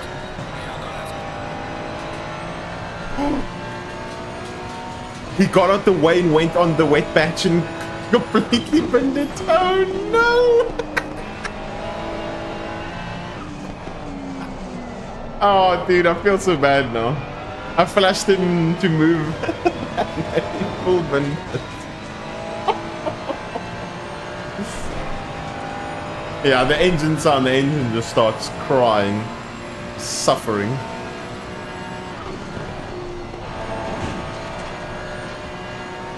Using and abusing this engine. Yee! Okay. We're not making that.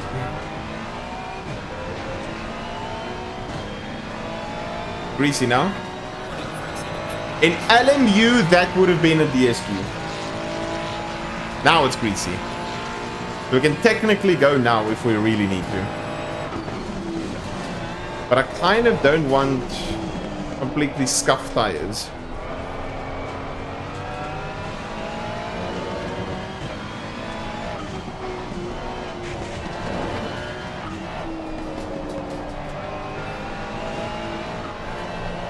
What you guys think? Stay out until it's like hopefully completely dry. I don't think it's gonna get completely dry. To try and have as little problems in terms of the scrubbing of our tires, or go in immediately. Hey, Ding Grotto.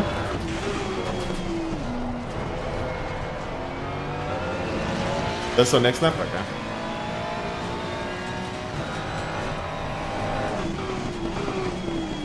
I have a feeling in my head that for some reason the Bentley's gonna jump me very badly and probably jump the Ferrari. I have a feeling. Very weird feeling.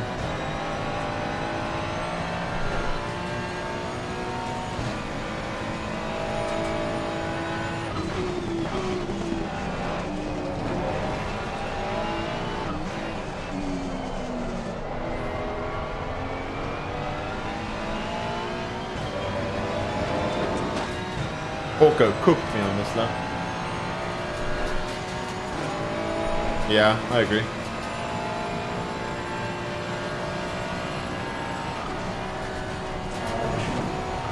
Oh.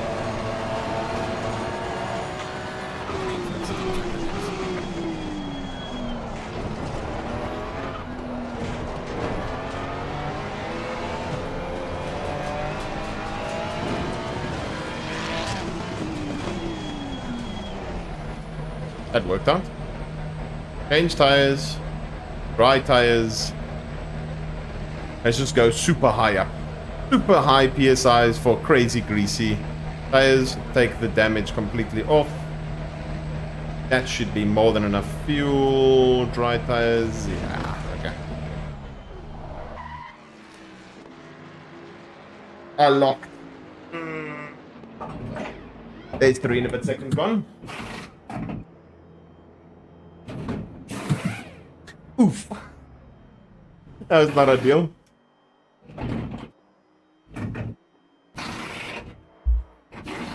That was not ideal. Now I'm gonna full send 29 PSI. The Bruto's coming around that last corner.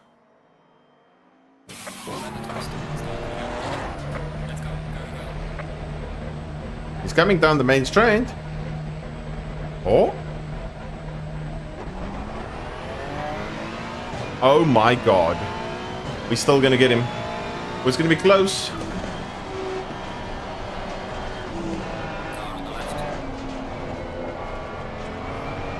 We're gonna have the drive. Oh my god, with the 3 seconds. With the 3 seconds. We still jumped him. He's probably thinking in his head that it was close. It was never close, my boy. Damn it, dude. It's actually crazy. If we didn't have that jump, how much we would have gained on him. So technically, the early stop was very bad. Okay, now we go 9 TC and pray for temps. Oh. I need to get used to these tires and try and use and abuse them as much as possible. Yeah, if he got moved to, it makes sense, but... Okay, the stopping distances are much better.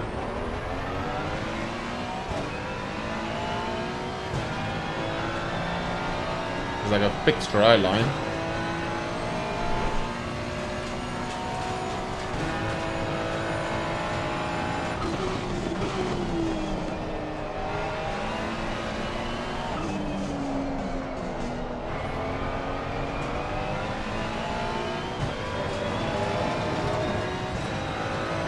No, we're gonna change everything now.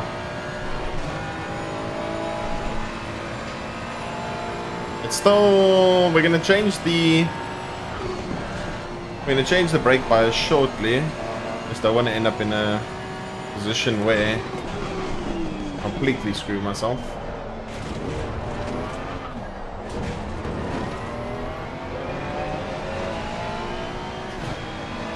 Orko surely came in now. Still not in. Maybe this can work.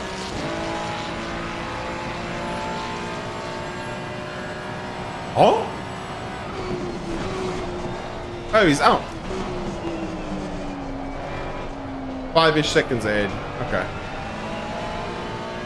That is very sad, because if we didn't actually get moved, we would be literally within a second of him. Oh, boys. We did the right everything. We did the right everything.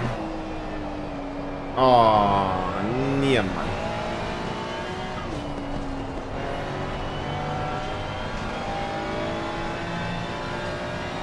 We'd literally be on him. That's unfortunate. Or he missed it as well. That's the only guess. Because I doubt our pace is that much faster. I doubt it. Yeah, the engine is going vroom. I forgot to change the TC there.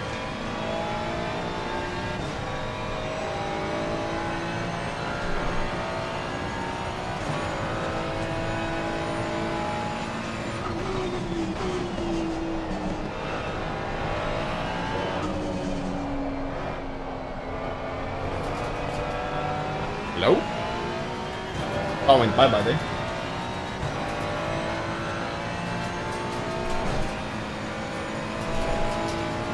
This here should be fine. He's probably gonna have better pace in this scenario as well, so. Woo. So we'll see.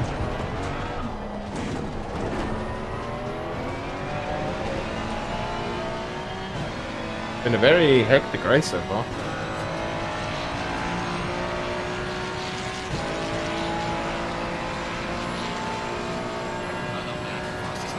Oh my god. Look at the pace we just did. Yeah, we literally went on dries at the right time. If we, let's put it like this.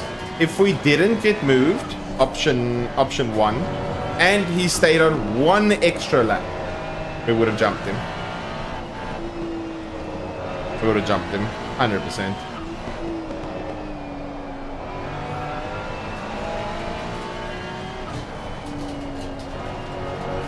Now it's about whether we can actually catch him.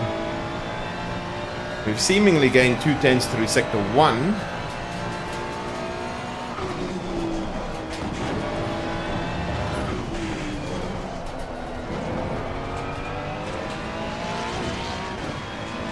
Got that PC.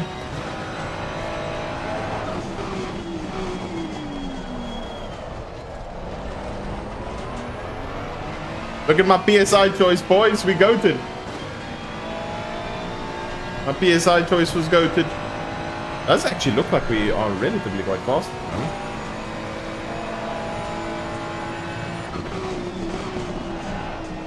This is still getting used to it.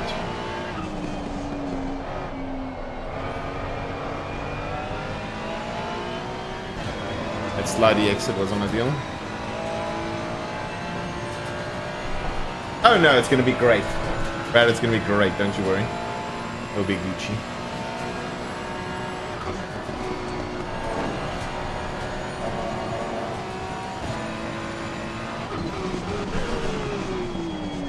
Ooh, that engine, the engine didn't like what I just did there. White engine. The engine said, hey. 2 minutes 4-0. 2 minutes 3-4. Okay, resuming.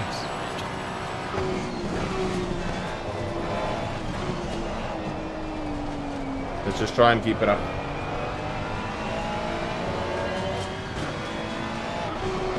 What am I doing? No! Dookie donkey.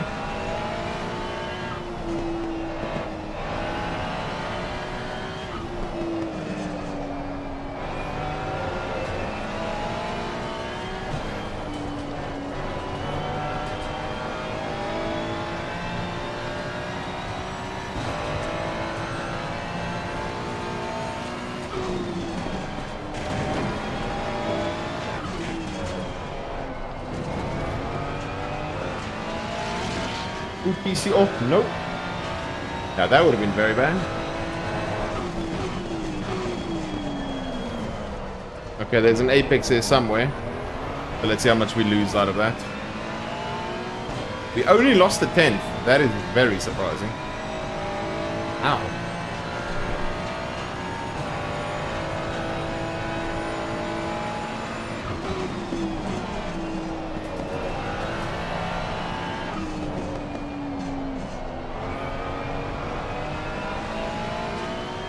Head exit.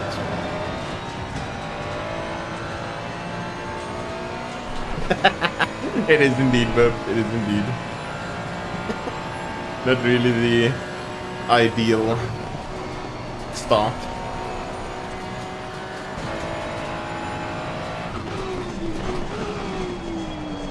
Oh my god. We're just gonna have to take our third cut.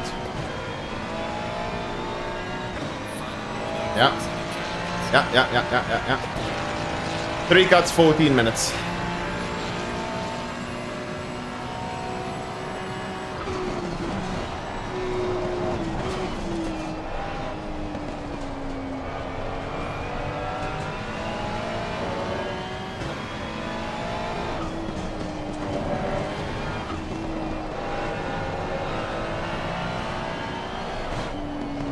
Now we know what we can and can't do on the next attempt.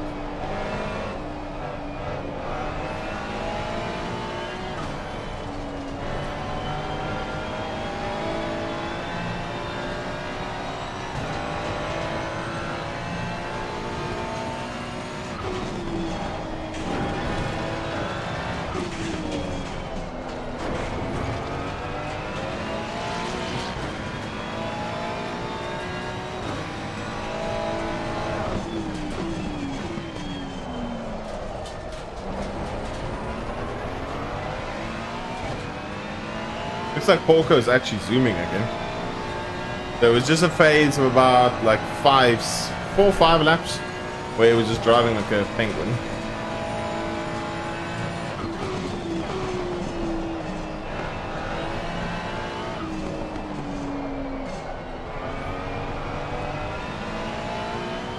Yeah, he's flying again.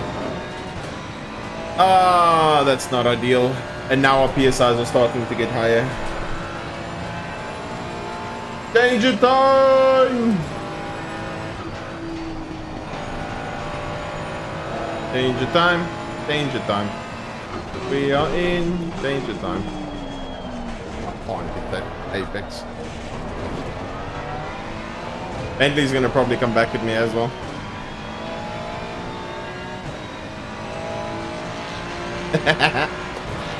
How you doing, Giannis? I think I'm screwed around 20. Huh?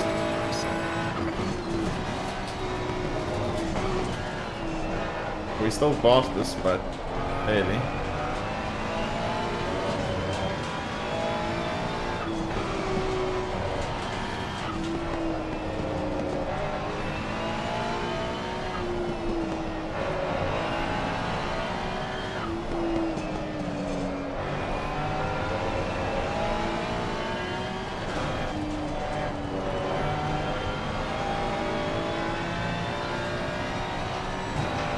Hitting stimulator? Yeah, a lot of the time it's just grinding. Just practice, practice, practice.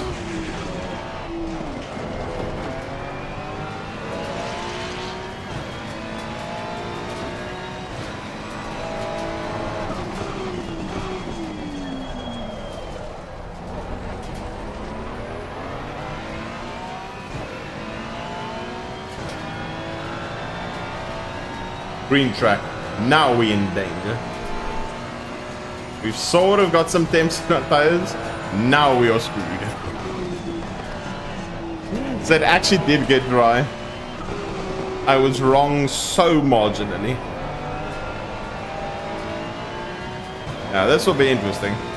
This will be me defending against the Bentley. With 28 front PSI and 29 PSI on the rear. This will be very, very, very interesting.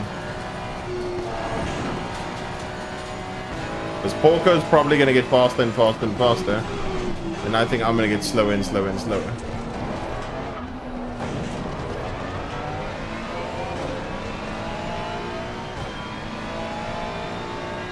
Porco will take fastest lap by a lot. 1-3 there, just took it about 8 tenths. I went slower this lap.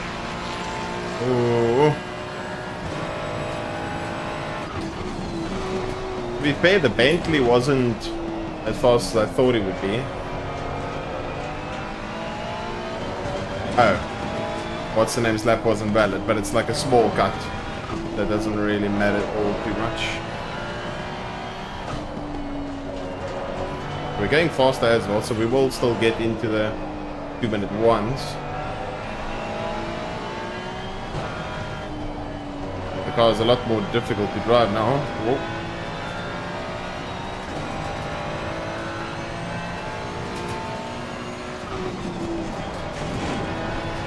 So we still need to be very, very mindful of the 3 cuts we have.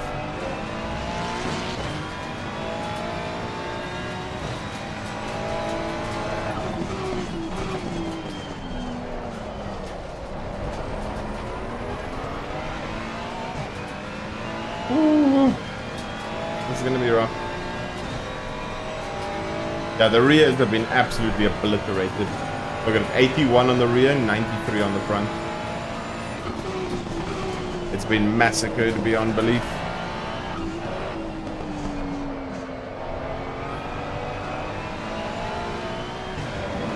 Oh, we haven't changed our brake bias yet. Oops. I meant to do that a lot earlier, but we didn't end up doing it. Whoops.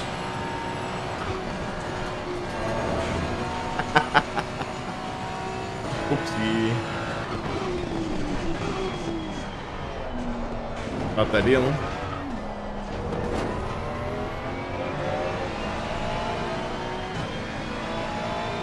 Okay, so Polka will do probably like a 0 something.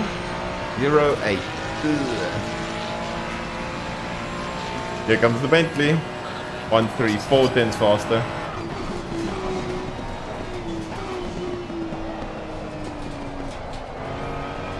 Yeah, we are in some serious shit here.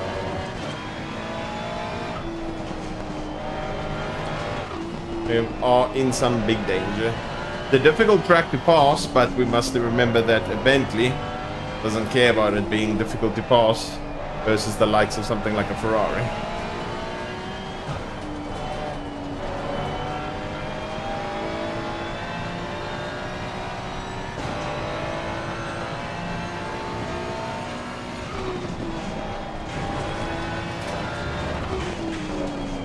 Oh. Don't cut.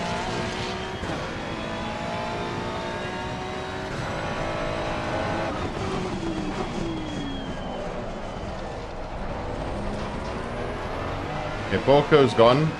We have a Bentley problem at the moment.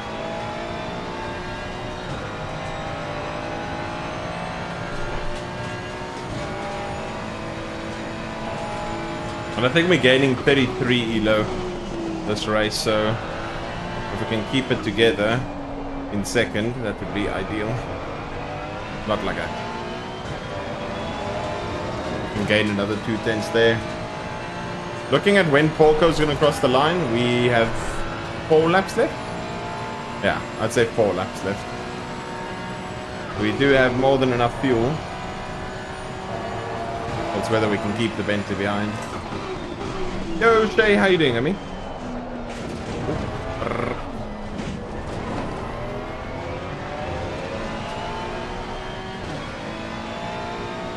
We have balloon tires at the moment. We're about to be on 30 psi. I'm doing very well, thank you, Shay. We're about to be on 30 psi. This is sensational. Come on, balloons. Work for me, my boy. Hopefully the balloon tires give me an extra 0.4 k's an hour of straight line speed. I need it. I need all the ballooning I can get.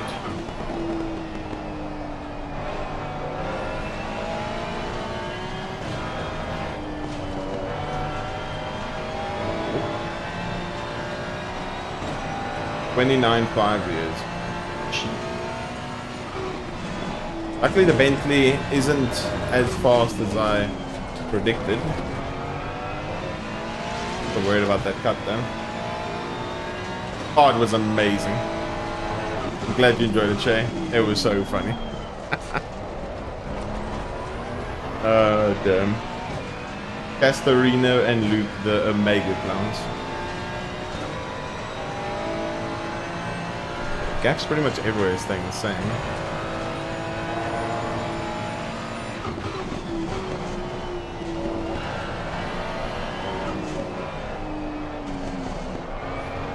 Yeah, I don't think we were ever winning this race. Because if we didn't get moved...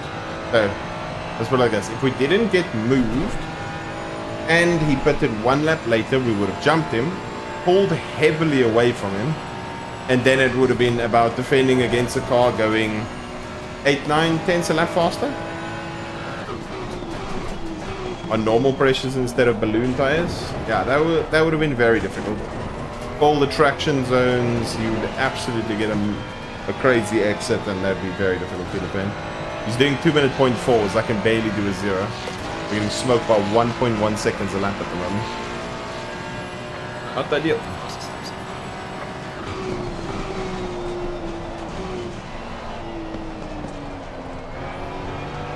Come on. We're just trying to survive at the moment.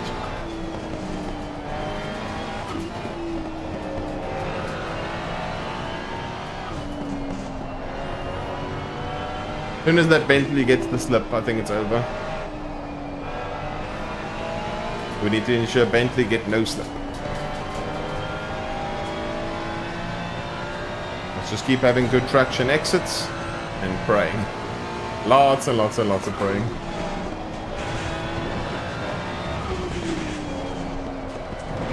Come on. Okay, shoot again.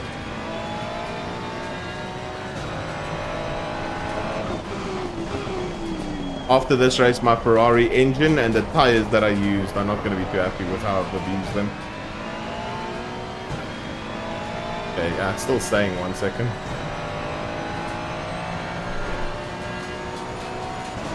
Luckily the TC is keeping everything under check. Is at least good.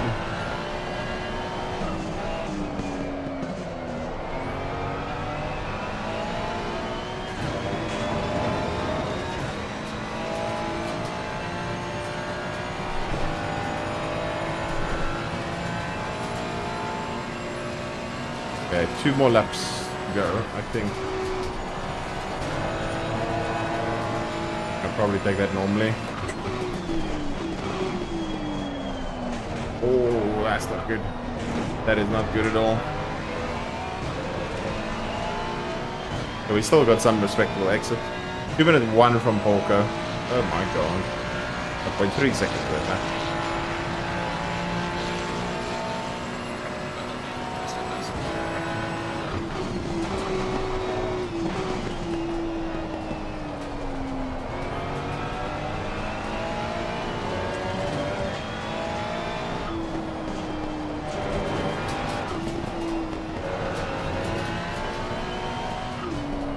That was a bit rough.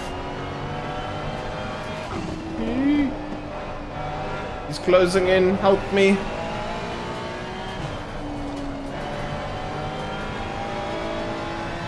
There's a nice exit. Bye bye.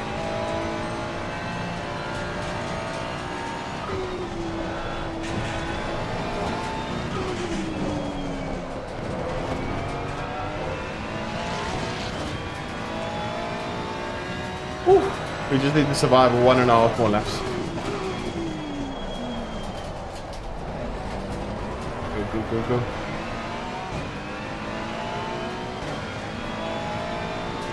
Is beer in a can better poured into a glass? Guess I'll find out. Well, I would never know, considering I don't drink at all. But if I take it from an analogy of if Coca-Cola is better in a can then poured into a glass, probably not.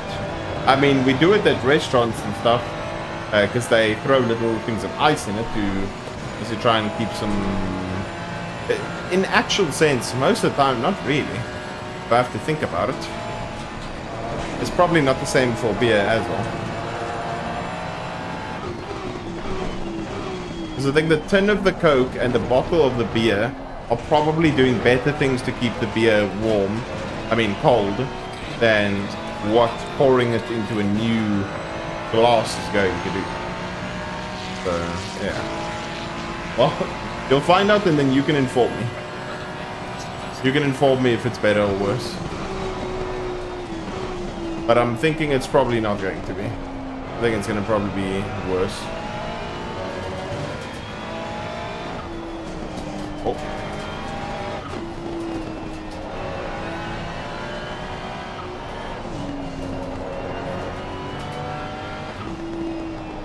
Go, baby, go. Yeah, brake bias 55 is feeling better. Obviously, that's relatively what I use for the dry, and then minimum for the wet, but yeah. Yo, Riz, Botman. Oh. That was so close to a DP. Oh my god. That was unbelievably close to a DP. Oh no. Come on, get the traction. Go, go, go, go. I think that exit on the PC might have just saved us. Otherwise the Bentley would have had a crazy run on us down this next straight. And it can still happen, I suppose.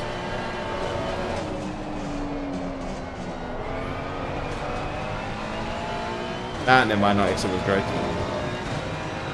In a glass, beer just loses all the bubbles and feels like it opened 3 days ago. Actually, with Coke, it's better in a glass as it seems to hold more bubbles. Huh. Oh. I mean, there could be some truth to that. I'm not a drinkologist. A drinkologist. Come on with this crap. In a glass, glass Coke seems to go flat. It could be true, actually.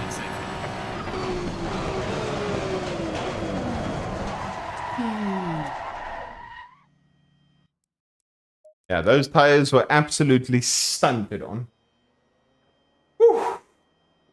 Although drinking out of a plastic glass makes me feel like it. Yeah, the plastic glasses, those seem to keep the coldness quite well. Oh, Sasha got past him. Let's go. See where Sasha got past him. On the last lap?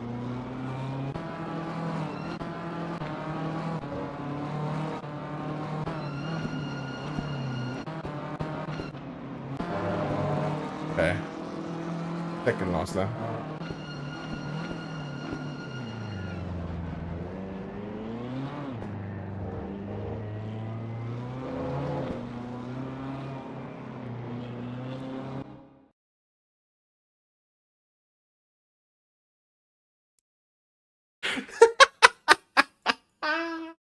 Oh, that is rough.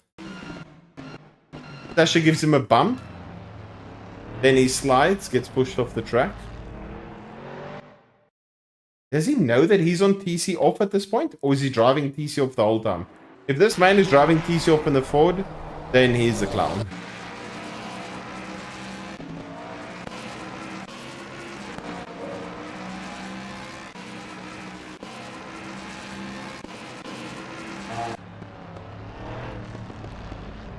Oh my god. I saw what happened.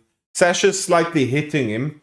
When he tried to catch it, he pressed the button that took a TC off. Right? Yeah. As he's catching a slide, so he must have caught it and flicked the TC off button. Then he tried to rejoin the track normally. Then yeah, as he got flat on the accelerator and applied some steering angle, the rear came around with the green track. And bye-bye. Whee! Good save. There he realized, oh shit, I was on TCO. GG's, Bruto, I mean. Good race. I was a bit worried at the end there. Good save from him. 360. The judges score it 10 out of 10. Porker was on a planet of his own. I don't think anything happened yet. Yeah. Everything for the most part stayed exactly as is, so yeah, juicy. We take the 33 elo. Woo! That was intense.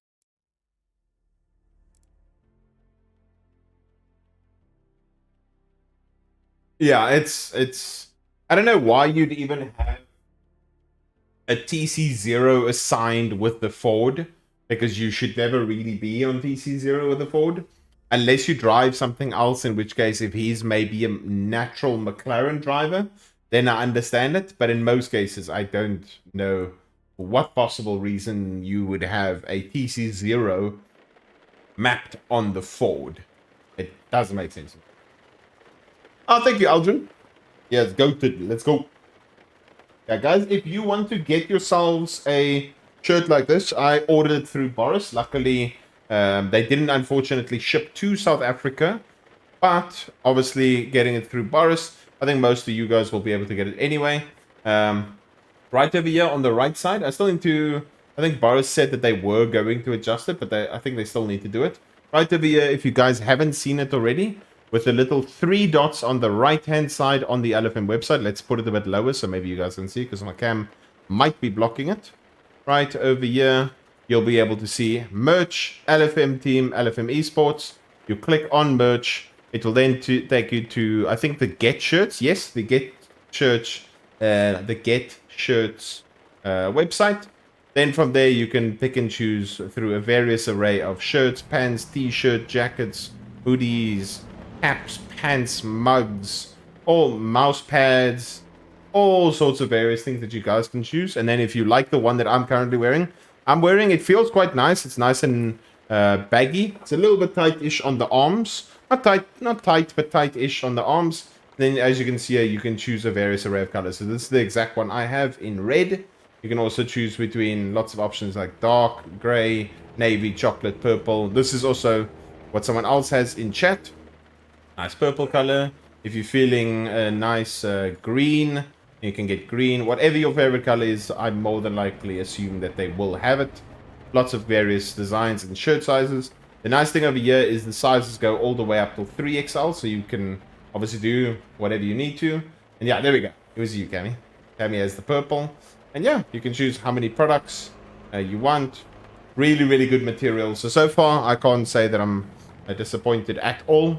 The quality of the material is really, really nice. Obviously, it got shipped all the way from Germany. Quality of the material is nice. The sign is very nicely on. Fit is pretty good. So yeah, really good material. Overall, can't deny that the product's good. And yeah, if you guys want to support LFM and get yourself some LFM merch, yeah, go do that. Yeah, let's see. Okay, so we're back up to 6100 ELO. Let's see. Hopefully we can do something nice in the wet here. So it's wet and it's going to be getting heavier rain. We actually need to get immediately out on track right now. Otherwise we're going to end up missing out. So wet tires. Add a bit more fuel in. Let's go. I'd rather go higher PSI than low. So we go 27 PSI. And then we go 26 high on the rear. Wet tires. And bias. Do that. Let's go. Oh, let's go, let's go.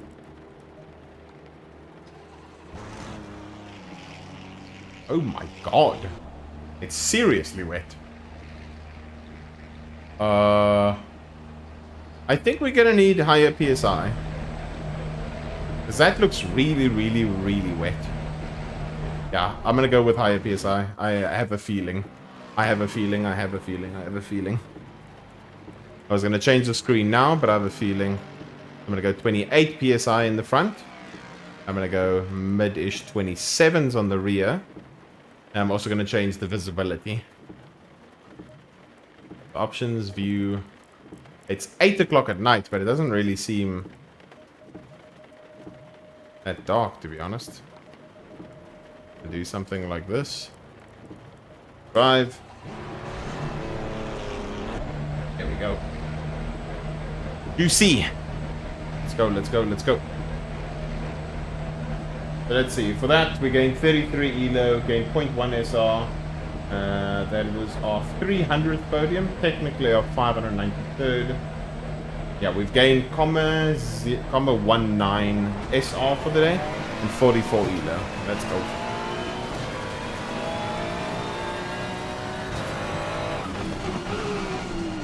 To get out of his way. Ended up missing the braking zone anyway.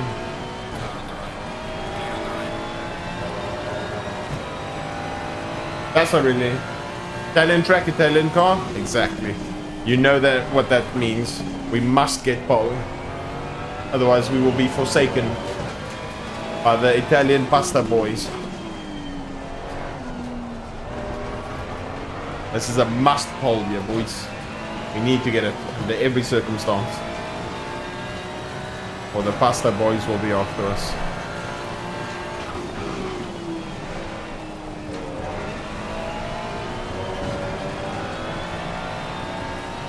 Mercedes provisional pole.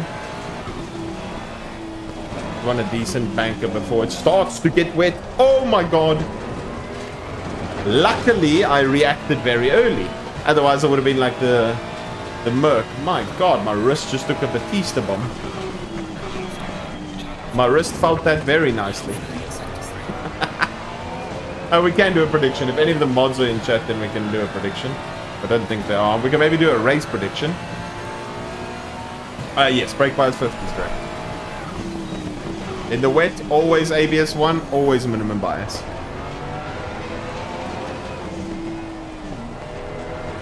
Okay, here we go. I think the fastest so far, yeah, it's a low 50. This feels like 49, low, high, 48. Wet, like, presence. So, I'll see if I'm right, but that's what it feels like. That's too late. Oh my word. Okay, we take it. We survive. Imagine I end up getting it spot on. Imagine I get it spot on with the time. That'd be crazy. The 5 PC for the uphill. There's a braking marker somewhere there. I don't know.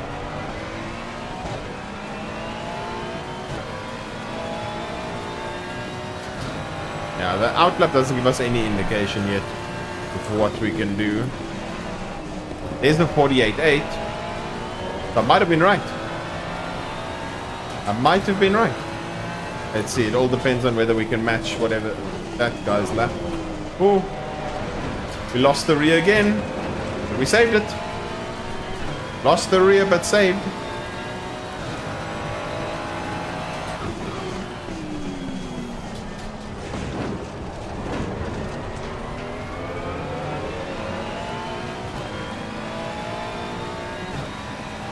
Okay. Yeah, this is very wet. This is extremely wet. Yellow flag in sector 3.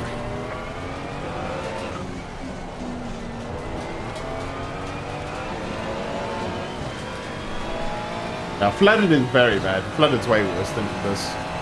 Let's see what we're gonna do. We need to aim for 48.8.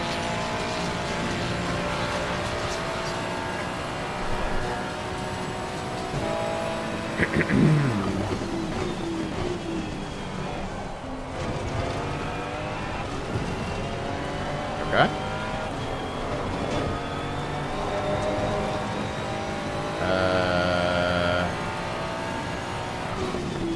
Not expected, but we take it.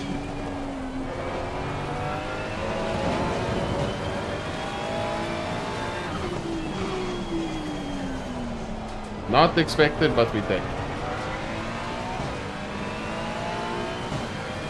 How are we 1.2 ahead? We're the highest elo, but that doesn't really mean anything. Oh. That was looking really good till that point. Car on the left. Clear on the left.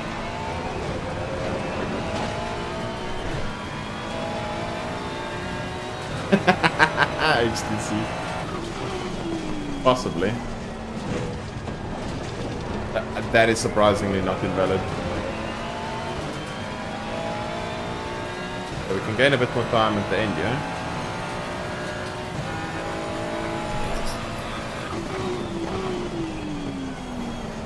Oh, that was nice. That was very good.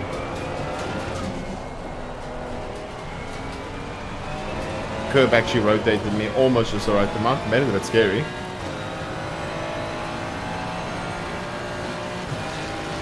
Oh, there we go. That's closing. At least.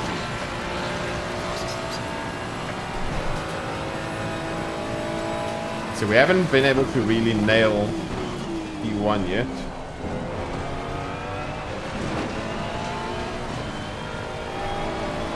Oh, oh. Okay. I guess we don't make it. Now the rain's increasing, so don't know how much it's increasing by. But I think we should have this under wraps. I think. Oh, thank you. It's weird how he just stopped there. But yeah, I see that's what I think is happening. Because the top 8 is a 2.7 second gap. Granted, the Ferrari is generally quite good in the wet. But yeah.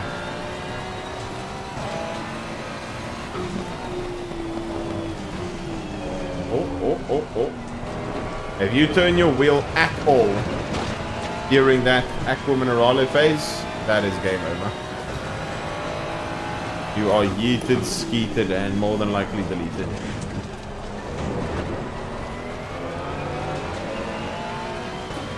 So let's build a gap here. We have a gap behind. We have one more lap to try and see if we can improve. Gap to everyone else is still staying relatively the same.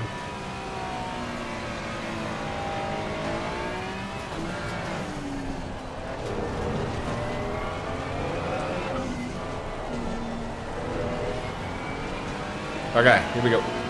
I don't know if that was the reason that car broke himself, but we take it. We built a nice gap. Yeah, I don't know. I won't break the engine. I'll try not to at least.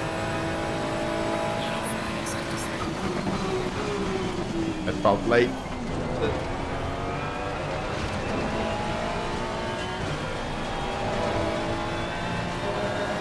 Okay, slightly better.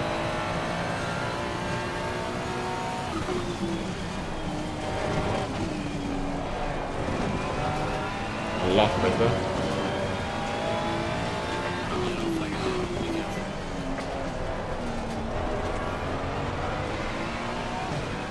Oh, that was nice. We're about to do a 46.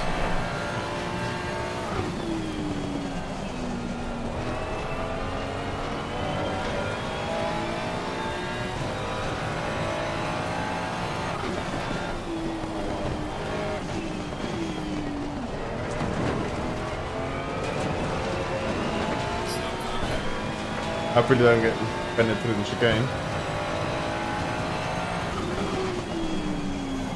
Oh, we went in too hot. No! It's invalid. We broke too late. I didn't realize how much drier it got. That's unfortunate. Think we can match what we did here the last time. And we completely missed it anyway.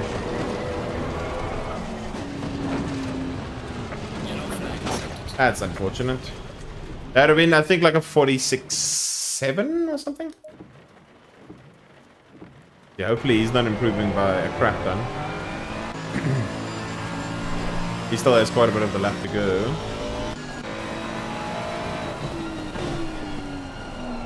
Boink. Boink. Valid. Do it. Let's see the Merc. Broke on the curb. Car got a bit twitchy. Got a better exit. And we gained so much in the middle there. The last mostly where we're making the gap. Ooh, good from the Merc. Valid. Oh! We slid and kept it.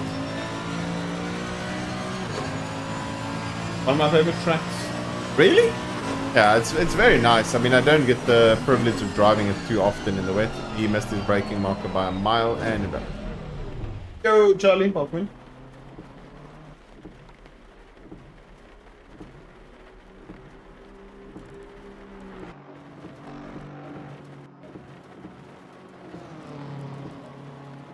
Yeah. Would have liked to have done the 46. If the start goes well, we should have a very nice race where we can just pull away.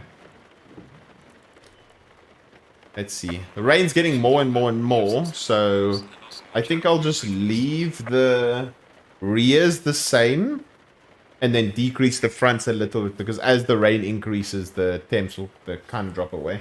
Okay, yeah. We'll do a Gamba. Good thing. Gamba, start a prediction. Win. 2-minute Gamba. Here we go. Yo, Squidson, thank you so much for the follow. Appreciate it. Thank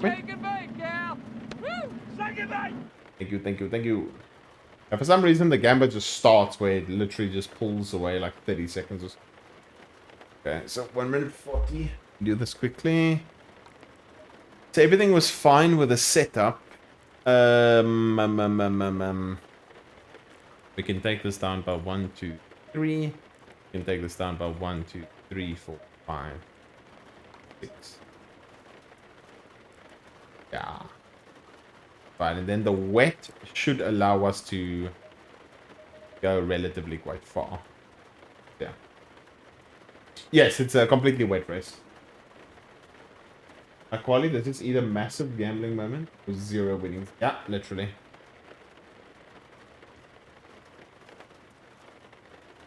How can I undo? You can't undo, unfortunately. Yeah, no, 100%. Everyone votes for the same thing, then you end up in a position where if you're putting 10 points or whatever on no, then everyone that said no gets all the dubs. But at the moment, for everyone that voted yes, they're getting a 1.1 extra turn. Obviously, if you put 100 points, if you put 1,000 points, you'll get 1,100. Yeah. It's only super beneficial if everyone says yes and little people say no, or vice versa. It's kind of in the middle. The wet pressures, everything should be fine. 20 seconds. Yeah. Should be okay.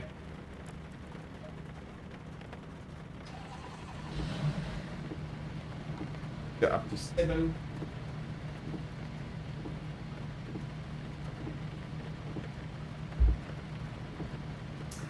Going double file. Well, let's. I'm hoping for myself that I get the win, but I'm hoping for your sake that you get points. Yeah, completely agree, Geek. Completely agree. Yeah, I hope that no one does any famous kamikaze dives into T1. Otherwise, that can be a surefire way to end the race very quickly.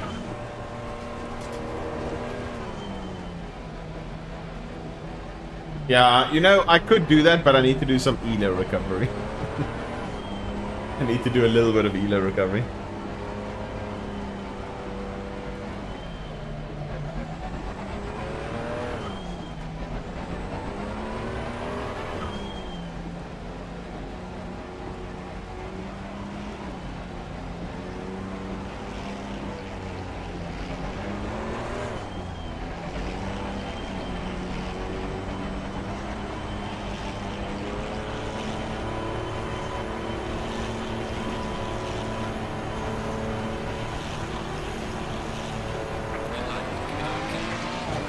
Good lineup, good acceleration. I'll just sort of still take the middle line just in case. Yeah, for moments like that, where someone can just send it really hard.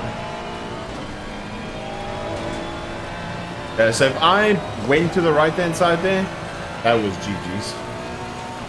I was a toasted cheese sandwich that was half eaten. I've been chilling there on the side of the road for a while.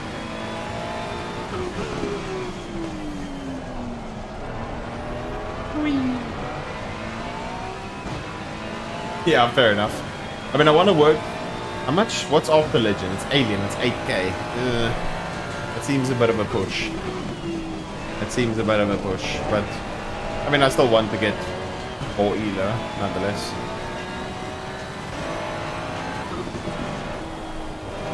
I mean, fair enough, I'm at the point where I can enter every Pro Series race and not have a problem. That's at least good. Nicely over the threshold. It's pretty much just opening a threshold of points that I can afford to lose, if that makes sense. Because it can go very badly, very quickly in Pro Series races or in some of these races with big multipliers. Then you want to have some form of leeway where you go, okay, cool, I've got more than enough ELO to do this race and still make Pro Series. Even if we did a last to first year as an example.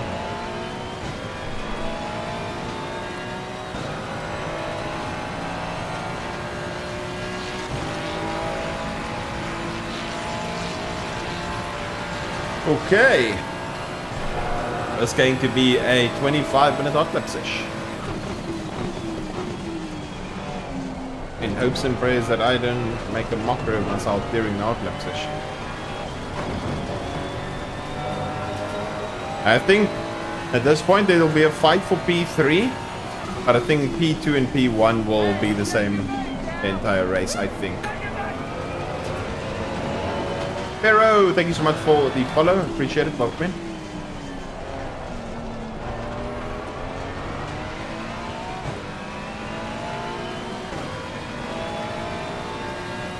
Yeah, I do quite a bit of last and first, so then when I do those, and when people request them, then it's like, shit, you need a little bit of a buffer. So I go, you know what, that last and first was fun, Elo didn't really work in our favor, but we stole 600 Elo safe for doing a pro series or doing an event or something of that sort, you know what I mean? Yeah.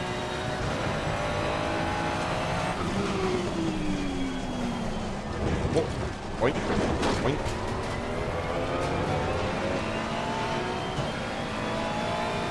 Yeah, it would have been really fun.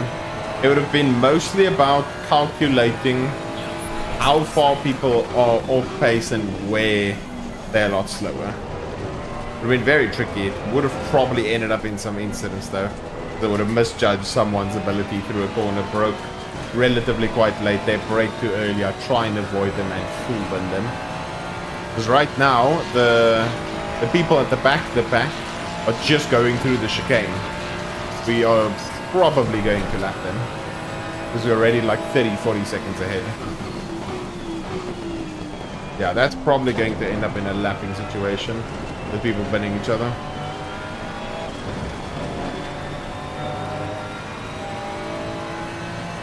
Yeah, Ferrari is really good. But it's not the best last to first kind of car. That's why when you're driving the Nissan, the Aston, and the Ford, you at least have ability and raw straight line speed to utilize the grunt of the car to get past. Yeah. Yeah, easy either. Yeah, literally.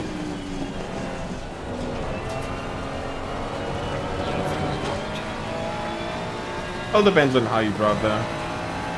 R7 posted, yeah. Please don't move, please don't move. Oh, Foley. Oh, bruh. That's so unlucky for Foley. He's gonna lose a shit ton of either.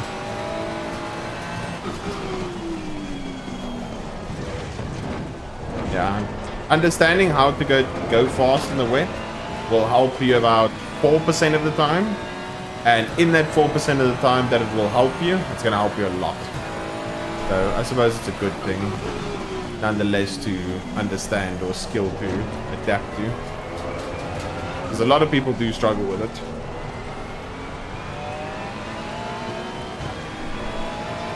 Oh yeah, I'm in the same position. ACC. Exactly in the same position.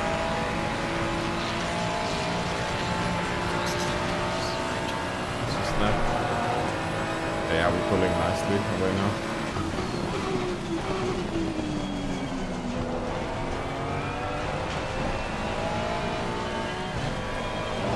For me, I think it's mostly my driving style that helps.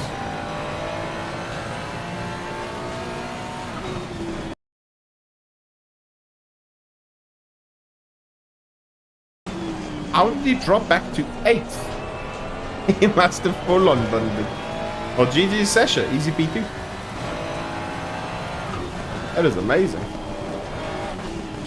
P2 really badly bended. And that's the nice thing as well about the wet. Things can change so quickly. So even if you look at myself right now, I have a monster gap. All it takes is one awkward curb or one braking zone or something like that, and boom, your lead can disappear in an instant. Yeah, it's not always, it's sunshine and daisies until it goes wrong.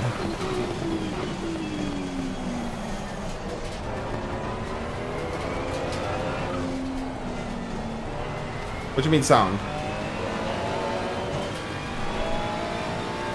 I think it's just you, Shirley. Stream went goofy and now sound is gone? Is it completely gone? Can you guys hear me? Can you guys hear the car? What sound is gone?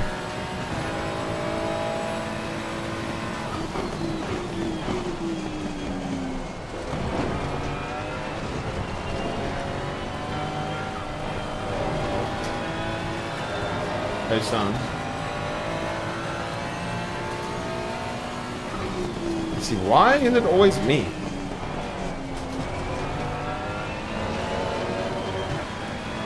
Now sound is missing as well.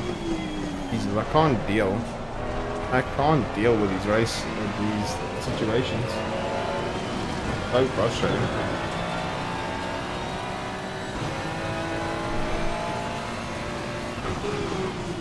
Obviously, I can't stop now. Yeah, I will. Sound is fine on the YouTube stream, so Twitch is being a bitch.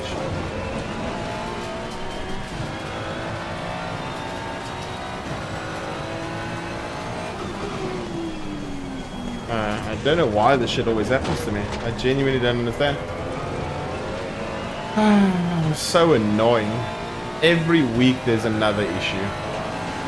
Sound issue or lag issue. Or Twitch being stupid or this or that. Yeah, it seems Twitch has been being very fucky lately.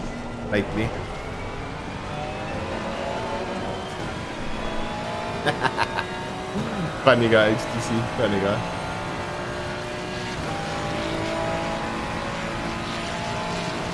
Range should be increasing. I don't know why my PSI is still that high.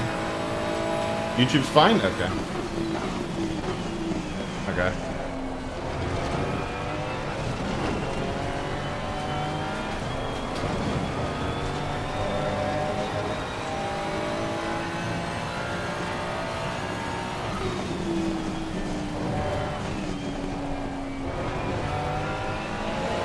That's so weird though. Don't understand why that's the case.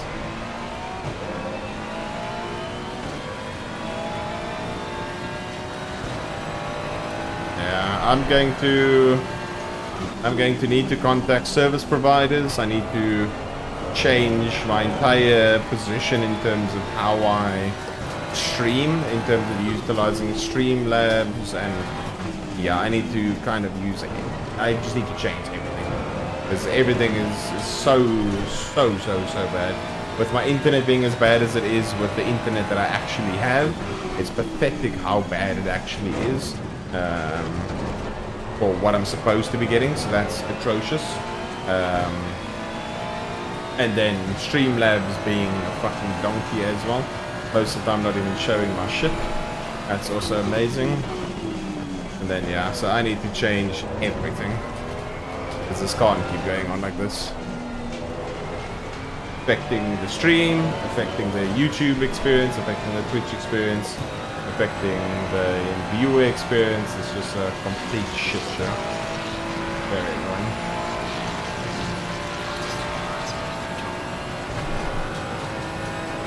It's just frustrating as well. It's annoying for me, it's annoying for you guys. I don't want to interrupted streaming experience for you guys, and then yeah, at the end it's for you guys, and I'm obviously trying to entertain. That doesn't end up helping.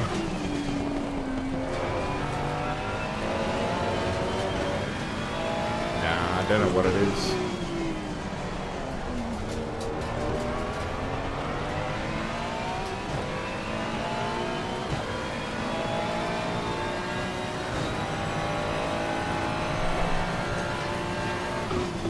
So is Twitch fine now, or is it just YouTube that's fine?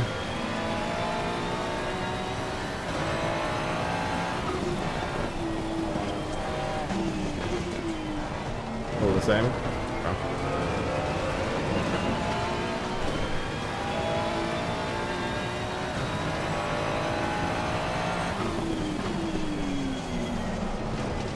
Twitch is twitchy.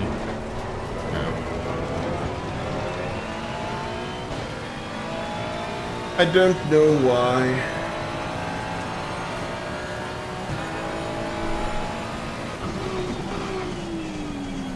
Can someone ask Agent Engel if he's been having any stream issues as of late on Twitch?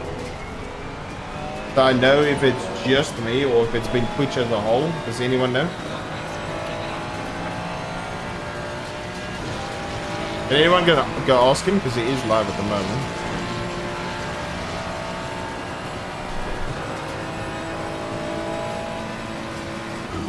I want to know Now, I'm not saying he's right now. I'm saying in terms of over the last week and a bit, if he's experienced any issues. I know generally German internet also has its fair amount of messing around. So we're sort of on the same boat in that sense. I want to know if it's just his Twitch as well over the last week, or if it's just mine.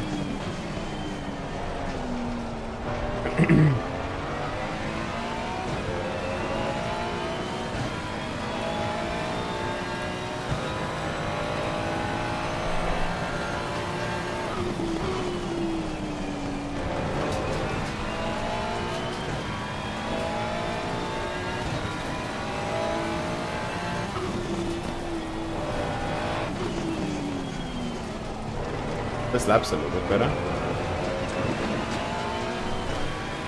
Yeah, this is the mess up. We just have just under half the race still to go.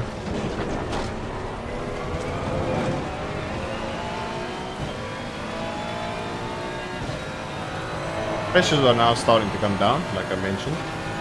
I'd rather go over and then have them naturally drop. That ends up working.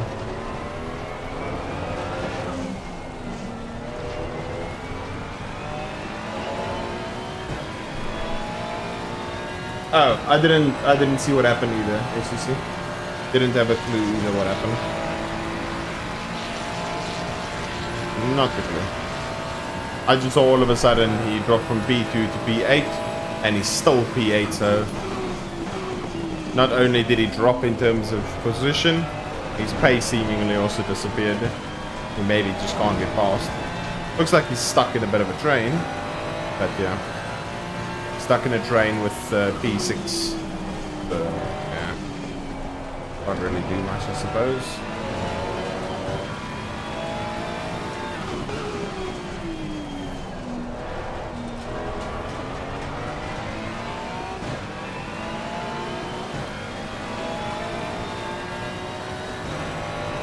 Yeah, the train is completely screwing him.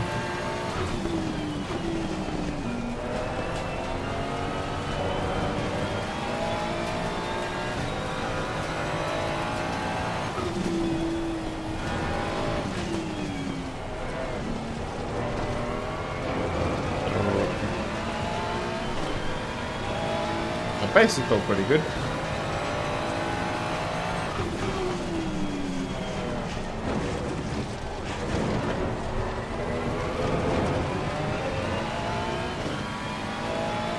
So we're just trying to ride into the sunset, disappear.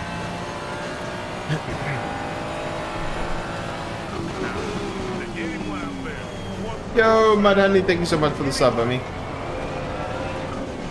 As you can see, we still have our sound issues. Thank you so much, Mud Honey. 21 months. What is that? 1 year, 9 months? That is insane. Thank you so much for the support. Really appreciate it. Now, we're having a bit of sound issues at the moment, as most will indicate. Yeah, not that deal.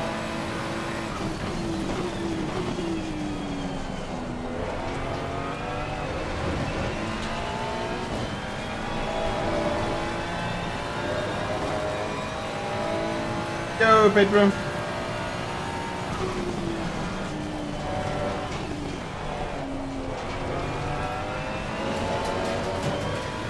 How you doing, Pedro? Yeah, the Twitch stream is shitting the bed. Oh. Yeah, the Twitch stream is literally shitting its pants. Apparently it had a bug or something and there's no audio. I don't know exactly what happened, but yeah. Twitch being Twitch or my internet being my internet.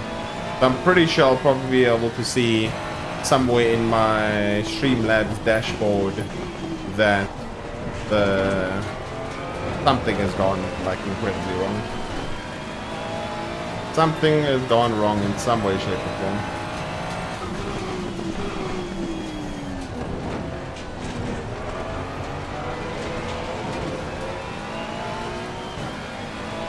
Yeah, it's gone really well so far.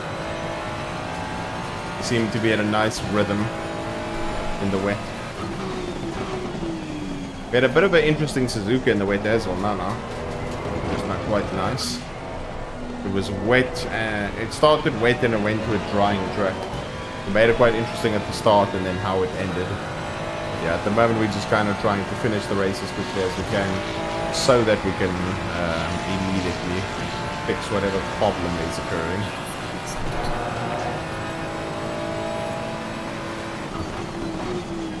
You can imagine my frustration at the moment now. Something wrong with the Twitch stream. Most of the people are in Twitch and I can't do anything to fix it. Yeah, problem.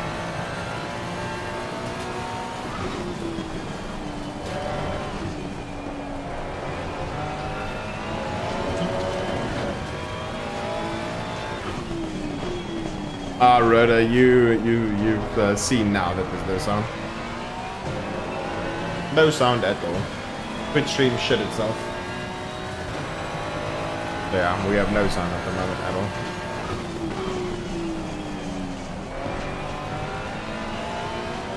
I wish there was a way that I could just type. But obviously if I type in LFM, then I'm gonna get in big trouble. Yeah.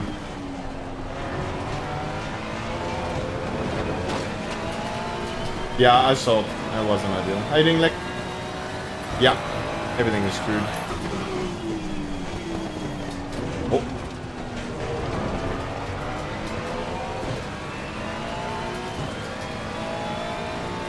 So it types as I speak, imagine. Yeah, Rhoda, I don't know why, but somehow Twitch stream shut itself and it has no sound at all. Pretty much at the start of this race, we lost all sound. But YouTube's fine for some reason, and Twitch is just dead. I don't know why. Is the sound back? There's no ways that's the thing. By itself, it's back.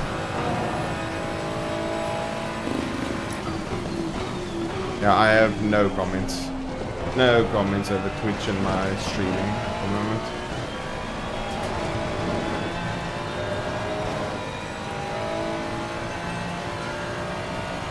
Sound is broken? In what sense? What I need to do? What can and can't you hear?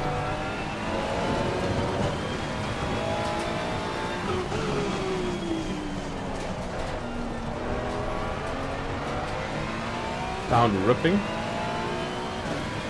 Yo, Slanger. It's distorted? Oh my god. That's not ideal. Happy New Year to you, Slanger. Having a bit of issues with the stream. Sound okay now? Okay. That's half okay for some, half okay for others. Not really okay for some, not really okay for others.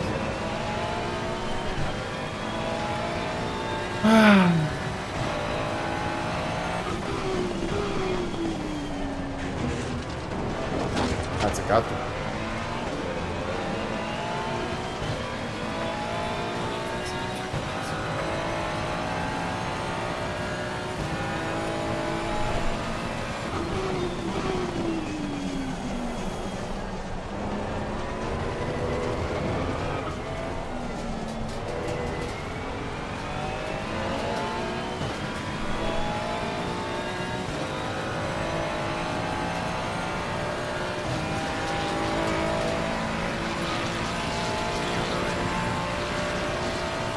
There are no issues? Okay. Whatever the issues were, it fixed itself. Okay. That's at least some good news. Amongst all the shitty stuff that's happened this race.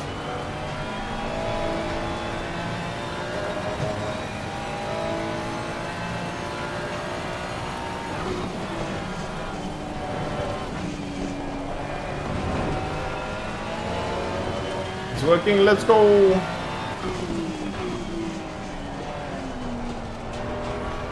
Oh, how depressing.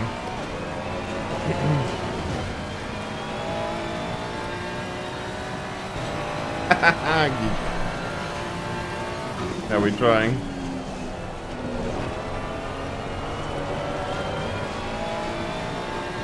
Another car bent in front of me somewhere. I don't think we're gonna gain a lot of ELO for this race though. We'll gain like 13 or something. You'll be fine, Jay. Go good. You are goated, don't worry, Shay.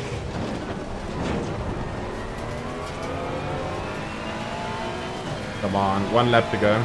If it's not 1 lap to go, I'll make it 1 lap to go.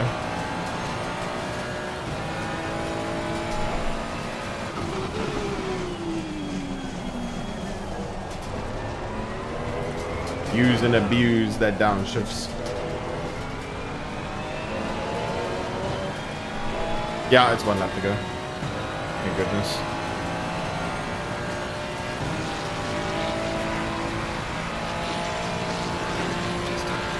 So I'm going 5 seconds a lap faster than the guy in front. We definitely will catch him.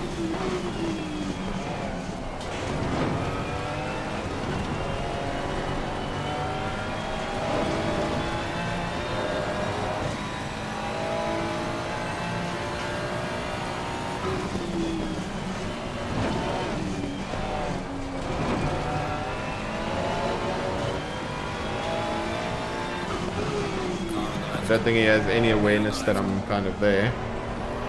I'll just full sweep around him.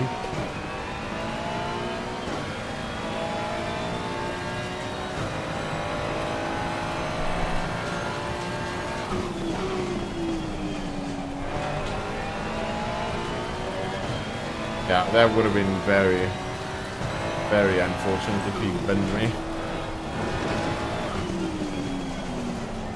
Suppose he wasn't really looking at his proximity.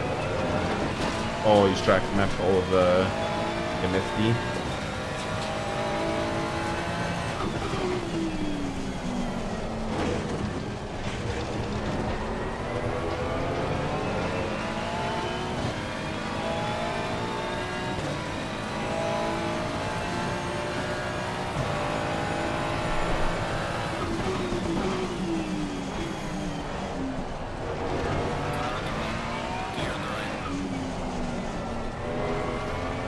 Okay, juicy.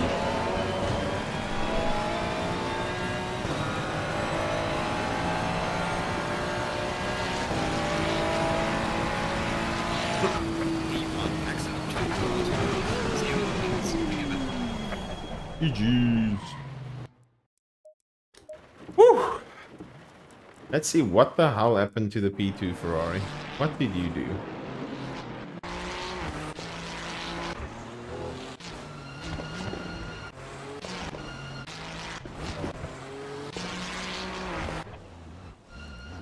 Ooh.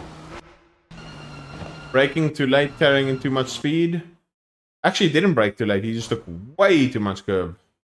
There's way too much curb for the dry and the wet. And you have a lot of steering, the bounce. Full 360 towards the wall. That almost ended up badly. And he slots in behind Mercedes. And then I think he stays there the whole race. He actually loses another position.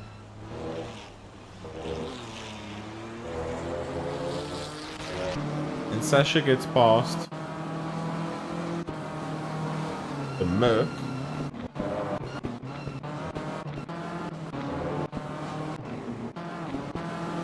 Oh my word, Sasha pissed on him. Merc entered in too hot, had to slow down too much for the exit. Accelerated on the, what's the name? On the curve, had no exit speed. At this point the Merc was just like, okay, I concede. Then Sasha picked up an easy P2. Nice. Let's see if there was any crashes at the... Any crashes at the start. So guys, can you confirm on Twitch that everything right now is okay? There's no stuttering, there's no sound issues, there's no issues of any sort whatsoever. 100% okay, okay. What happened to this? Ian. Oh good, okay. So Twitch is just dumb. Aww.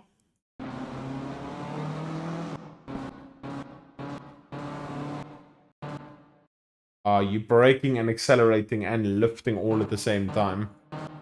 Making the nose light, dirty air, and bye-bye. Oop. That's not ideal. So you're looking is especially red on this day. Thank you, ACC. Thank you. Gamba. Thank you again. For those that I missed, Squid and Pharaoh, thank you so much for the follows. And then also Mud Honey, thank you so much for the sub. For those that I couldn't get to just due to the awkwardness of the stream shitting its pants for some other reason. Okay, from a Gamba side of things, we did win. Let's go. We take it. We actually gained a little bit of elo. I think. I can't see. So we're at 61.23 for the day. We're almost at 9.99 SRs. We've kind of brought the SR back. No, we're doing another 2 more. Okay, so we've gained, what is that? 11.44, 58 for the day. And then there we gained a lot of SR, which was nice. That's 4.252 for the day. 5.2, okay. Things good. Nice, we take it. Okay. Now back again with the Ferrari in Suzuka. Let's see how this goes. I'm guessing we're probably going to have a dry race. Full-on dry race. Calling it. Hey, I was right. Optimum? 18 degrees optimum. Okay. So I already know, in my opinion, who's going to get pole. Pretty sure Shay's getting pole. I'm quite confident Shay's getting pole. Yeah, but this will be a very, very sweaty lobby. So we can Gamba this one as well. So let's Gamba top 3 quali. Top 3 quali. Top 3 quali. 2 minutes. We can do a 5-minute Gamba for that. Okay, here we go. Top 3 in quali, guys. Gamba is open. Okay, let me load setup.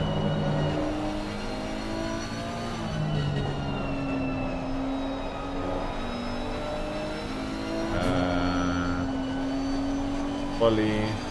Let's go. 1, 2, 3, 4.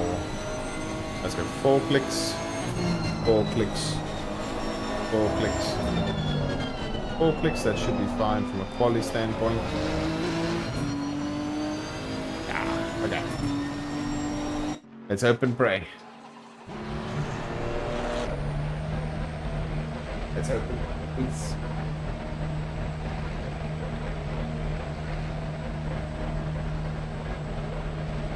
Now we only lost 203 yesterday. So I've already recovered 15. I've already covered like a quarter of it. I think yesterday I'm almost positive. It would have been very tricky, but I'm pretty sure we could have won that race. Worst case scenario, top 3, in which case we would have gotten like 30 elo. And we would have been at like 6.3k now. And then if the races still went the same as they have gone today, we would have been at 6.36. Somewhere around there. Oh, shit. Let's see. Maybe this goes well, maybe it goes poorly. We shall see.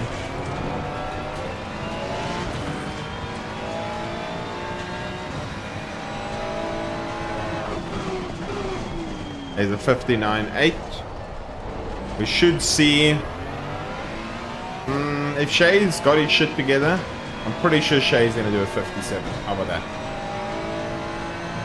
I'm telling you, Paul, here's my guess. Shay's gonna do a 57.8. He might actually go faster, but I'm gonna say for the moment a 57.8. That's what I'm guessing. Shay's gonna do.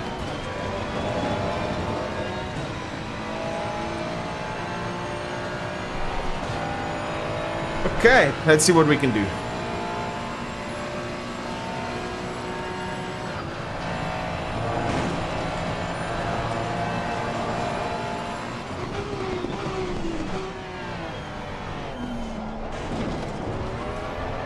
Okay. Here we go. Okay, first lap, let's see. Pressures are not really there. Tasha's got provisional pole already with a 58 too.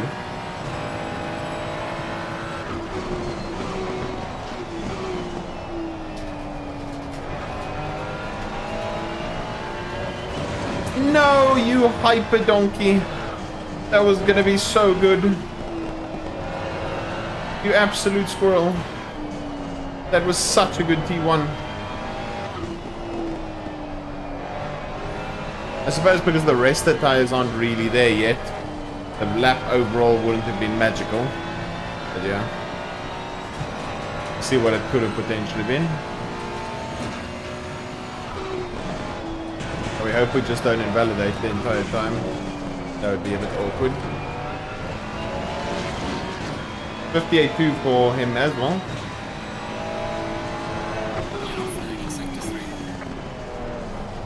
Broke way too early there.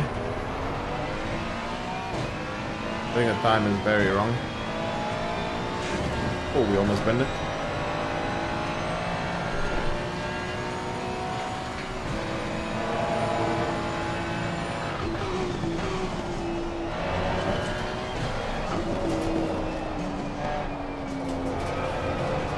This would have been like a 58 mid-ish, I think. Let me look at what time I arrive at this little thing here. 29, yeah. I think it would have been like a 58 high, I think. Oh.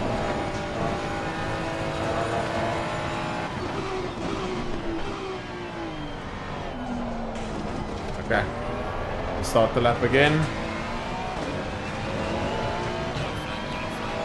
Prep the lap as much as possible. Pressure's on the entire left side are non-existent, so we need to sort that out.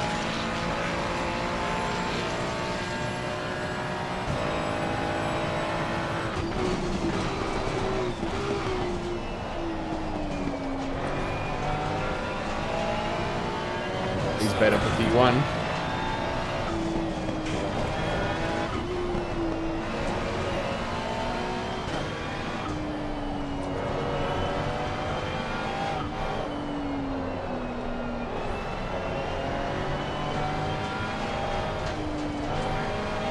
Quite good to the apex.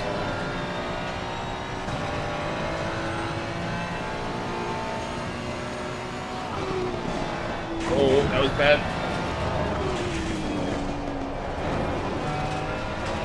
$57.8. I called it. I called it.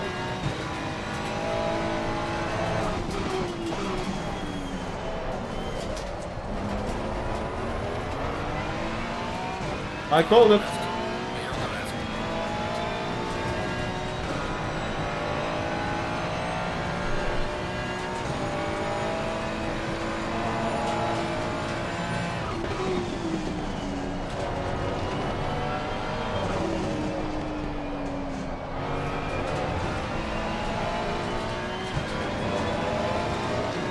Nah, that wasn't great.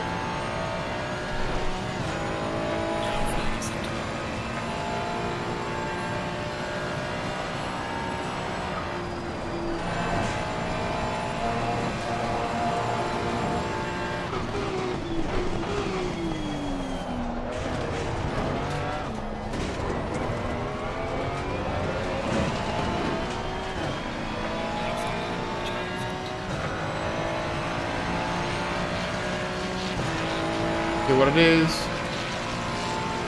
58.4. Okay.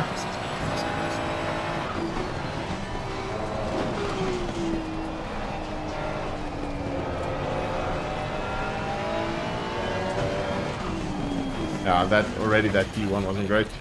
Gonna fix pressures. Fix pressures, and then from there see if we can go a little bit more forward. 1, 2, 3. 5, I don't know. This might actually be increasing it too much.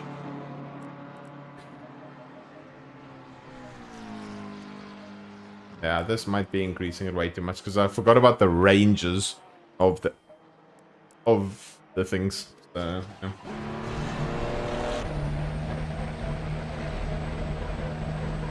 Final turn wasn't actually too the sectors. Fastest first. Look at that. The 9TC Ferrari. At 0.3 in Sector 1. Dear God.